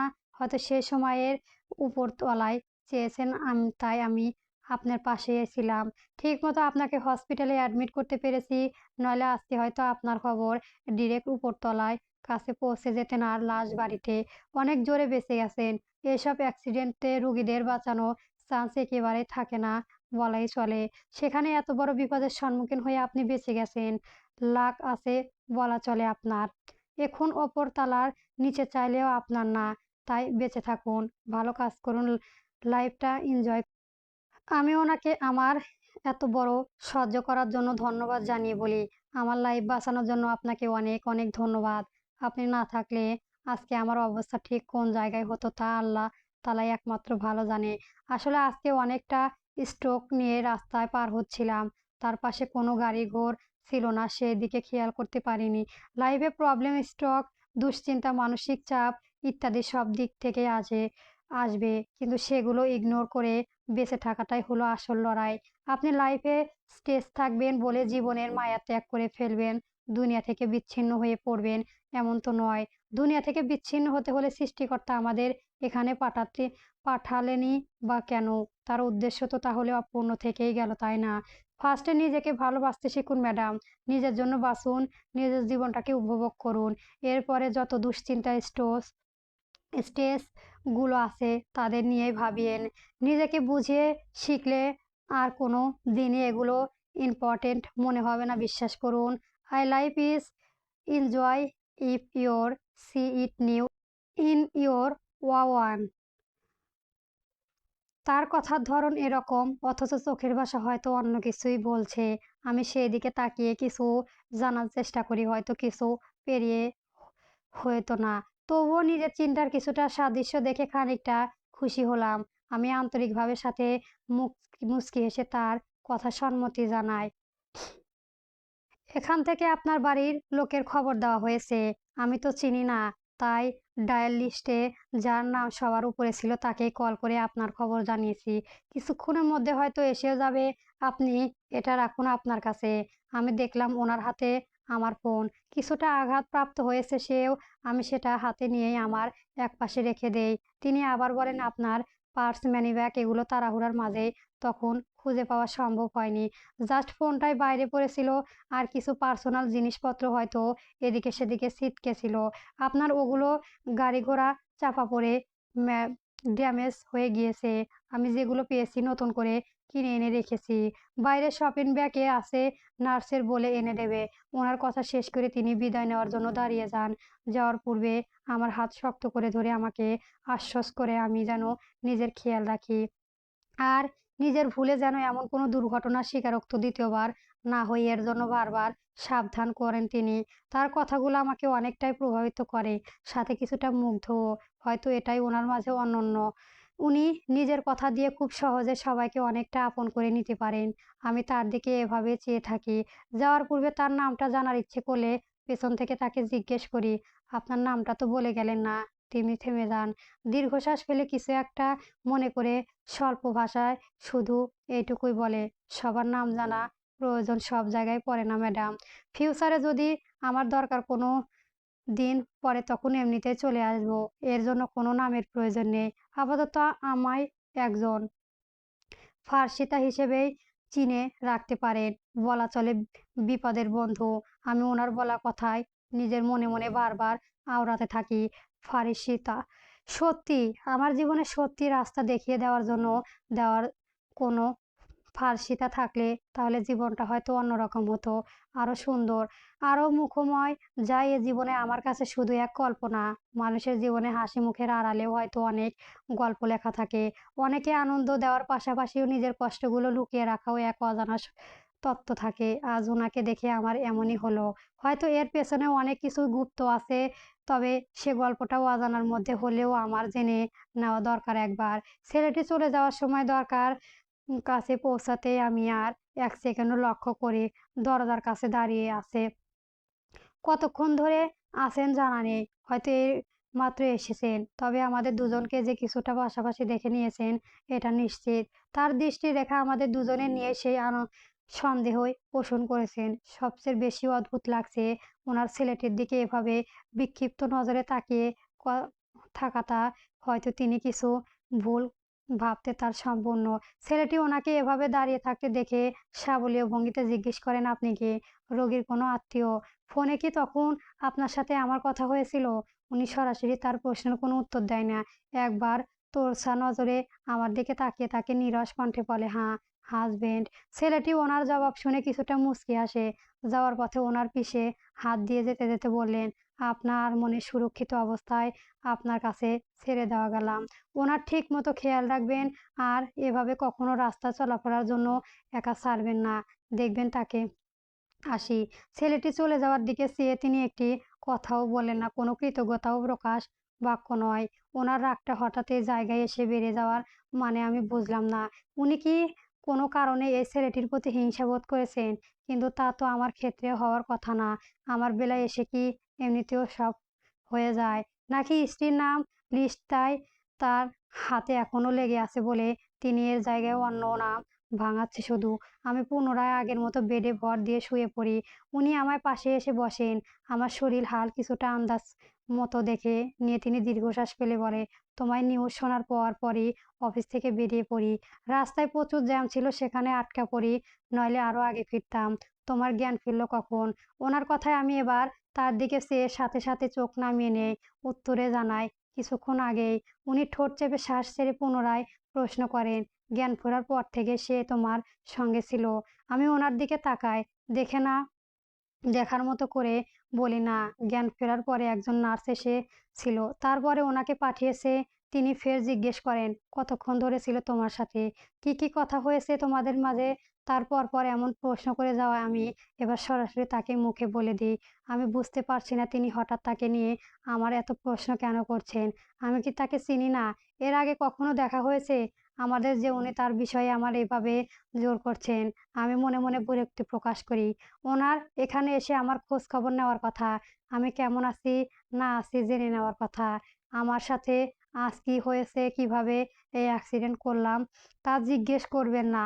অথচ তা না করে তিনি শুধু আমায় তখন থেকে সেই অপরিচিত ছেলেটির সম্পর্কেই জোর করে চলেছেন, যেন একদিনের পরিচয়ে আমি তার হাত ধরে পালিয়ে যাব। আজকেই পূর্বে ওনার এমন রূপ কখনো দেখা ওঠা হয়নি আমার। আজ যেন একের পর এক সারপ্রাইজ পেয়ে চলেছি আমি প্রতিনিয়ত। আমি নিজের চাপা নিঃশ্বাসগুলো ছেড়ে তাকে পুরোটা সুন্দর করে গুছিয়ে বলি, আজ শুরু থেকে শেষ যা যা হয়েছে আমার সাথে। সাথে তাকে নিজের ওই ছেলের মাঝে কি কি কথা বলে হয়েছি তাও সবটা খুলে বলি। আমাকে নিয়ে যেন ওনার মনে দ্বিতীয় কোনো সন্দেহ প্রকাশ না পায়, সেই জন্যই। তিনি সবটা শুনে আমার কিছুটা সান্ত্বনা দেয়। মায়ের আসার কথা ছিল, কিন্তু আমার অ্যাক্সিডেন্টের কথা শুনে তিনি সেখানে অসুস্থ বোধ করতে শুরু করে। তাই জার্নি রিস্ক নিয়ে তাকে এখানে আসতে উনি পুরোপুরি নিষেধ করেন। আজকে যদি এখান থাকাও লাগে, তাও থেকে তিনি পরদিন আমায় নিয়ে বাড়ি ফিরবে বলে মাকে আশ্বাস করেন। তবু আজ এখানে অসুস্থ শরীর নিয়ে তার আসা কোনো প্রয়োজন নেই। আমার কেন জানি বিশ্বাস হচ্ছে না তিনি আমার সাথে এই হসপিটালে থাকার কথা ভাবছেন বলে। ডক্টর আজ আমায় রিলিজ দেয়নি, একেবারে সব প্রেসক্রিপশন সহ কাল দুপুরে নাকি ছেড়ে দেবে। আপাতত পেশেন্টের সাথে কোনো এক বাড়ির লোকের কথায় পারমিশন দিয়েছে। তাই আজকে বাড়ির লোক হিসেবে তিনি থাকতে চাইলে দেখে আমার সবটা কেমন অবিশ্বাসক লাগে। সবচেয়ে বেশি অবিশ্বাস্য লাগছে পায়েলকে বাড়িতে একা রেখে তিনি এখানে থাকার কথা ভাবছে কি করে। পায়েল রাজি হলো কিভাবে ওনাকে এখানে থাকতে দেওয়ার বিষয়ে? ও তো সবার আগেই মানা কথা ছিল, তাহলে করলো না কেন? নিজের কৌতূহলগুলো চেপে না রেখে ওনাকে সরাসরি এক প্রশ্ন করতে জানতে চাইলো। উনি জানান, পায়েল কেন জানি এর আগেই থেকে কিছুটা ম্যানেজ করে রেখেছিলেন। তাকে সবটা বুঝিয়ে বলায় সে তেমনভাবে মানা করতে পারেনি। অনিচ্ছা সত্ত্বেও আজকের রাতটা ওনাকে এখানে থাকতে দেওয়ার জন্য রাজি হয়ে যায়। রাত বাড়ার সাথে সাথে আমাকে রাতের মেডিসিনের জন্য অপ্রস্তুত করা হয়। নার্স এসে খাওয়ার আগে ওষুধগুলো দিয়ে যায়। উনি নার্সের কাছ থেকে আমার ওষুধ, আমি কিছুক্ষণ পরে নার্স এসে খাবার বাটি দিয়ে যান। এখন যেহেতু অসুস্থ, তাই অসুস্থ রোগীদের মতোই হালকা খাবার খেতে দেওয়া হয় আমায়। স্যুপ আর দুধ। আমার হাতেও বেশ কিছু জায়গায় ছেলসে গেছে। এগুলো জায়গায় মলম দিয়ে হালকা ব্যান্ডেজ করা। এর জন্য হাত ঠিক মতো নাড়তে পারছি না সেভাবে। আমার অসহায়তা দেখে তিনি হয়তো কিছু ভাবে। এরপর নিজে থেকেই স্যুপের বাটি থেকে স্যুপ তুলে নিয়ে আমায় খাইয়ে দিয়ে শুরু করেন। আমি প্রথমে মানা করলেও তিনি শোনেন না। আমাকে ধমকের সুরে ঝাঁকি দেখিয়ে বলেন, আমার হাতের অবস্থা এমনিতেও খারাপ। এই হাত নিয়ে আমি নিজে থেকে কিভাবে খাওয়ার কথা বলেছি। এতে আর কাপড় দুটোই নষ্ট হবে, সাথে হাতের ব্যথাও বাড়বে। তাই ওনার কথা মতো যেন আমি চুপচাপ খাবারটা খেয়ে নেই। খাওয়ার শেষ তিনি আমার বাকি মেডিসিনগুলো ঠিকঠাক মতো খাইয়ে দেয়। আজকাল শহরে জ্যাম এর মাত্রা অতিরিক্ত হয়ে গিয়েছে। যেখানে সেখানে অ্যাক্সিডেন্ট হচ্ছে। একটু এদিক সেদিক হলেই কত মানুষের প্রাণ ঝরে যায় এই সড়ক দুর্ঘটনায়। এরকম যুগে এসে তুমি এত কেয়ারলেস ভাবে চলাফেরা করো কিভাবে? তিনি এক প্রকার শাসন করার ভঙ্গিতে কথাগুলো শোনায় আমায়। আমি চুপ করে তার বলা কথাগুলো হজম করে নেই। কোনো জবাব না জেনেই আমায় এ কি বললো ওনাকে? কার কথা বলবো? কেন এমন হলো? উনি মেনে নেবেন? নিজের ভুলটা স্বীকার করলেন। আজ ওনার অবহেলায় তো আমার এই দশা। ওনার চিন্তা ভাবনা সবসময় আমার জগৎকে ঘিরে রাখে বলেই তো আমি কোনো দিকেই মনোযোগ দিতে পারি না। বারবার নিজের ভাগ্যের পরিহাস দেখে নিজের হেসে ফেলি। আমি কিছু বলছি না দেখে তিনি ঝাঁঝরানো গলায় আবার বলেন, কি হলো? অ্যানসার করছো না কেন?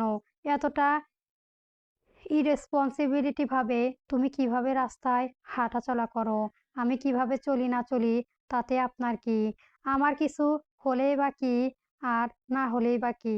আপনার তো কোনো যায় আসে না কথা না। আপনার জন্য তো মা, পায়েল দুজনেই আছে। সেখানে আমার থাকা না থাকার কোনো কিছুই হওয়ার কথা না। তার চেয়েও আমার কিছু হয়ে গেলে ভালো হতো। আপনার কাঁধের উপর থেকে কিছুটা দায়িত্বর বোঝা হালকা হতো তাহলে। আমি এক নিঃশ্বাসে কথাগুলো গড়গড়িয়ে বলে যাই। তিনি স্তব্ধ হয়ে আমার কথাগুলো পরপর শুনে যান শুধু। আমার কথা শুনে কিছুক্ষণের জন্য তিনি তার কথা বলার বাক্য হয়তো হারিয়ে ফেলেন। এক দৃষ্টিতে আমার দিকে চেয়ে থাকেন খানিকটা সময়। তারপর কণ্ঠস্বর পুনরায় শক্ত করে বলেন, তোমার কিছু হয়ে গেলে আমাদের যায় আসে না মানে? এসব কি যা তা বলছো? তোমার চলাফেরার উপর আমার নজর আ আমরা নজর রাখবো না। তোমার থাকার অবশ্যই যায় আসে আমাদের। তুমি বলো আজকে যা হলো তা যদি সিরিয়াসলি কিছু হয়ে যেত তখন কি করতাম আমরা? মায়ের অবস্থা কেমন হতো? আমি কি করতাম আজকে তোমার কিছু হয়ে গেলে? ওনার কথা শুনে না চাইতেও চোখের কোণে ঘেঁষে জল গড়িয়ে আসলো। এর জলের অর্থ হয়তো সৃষ্টিকর্তাই ভালো জানে। হাত দিয়ে চোখের জল পরিষ্কার করে ওনার চোখে চোখ রেখে ঠোঁটে মৃদু হাসিয়ে ফুটে বলি, আমার দাফনের ব্যবস্থা। পরবর্তী গল্প পেতে আমার চ্যানেলটি সবার আগে সাবস্ক্রাইব করে রাখবেন।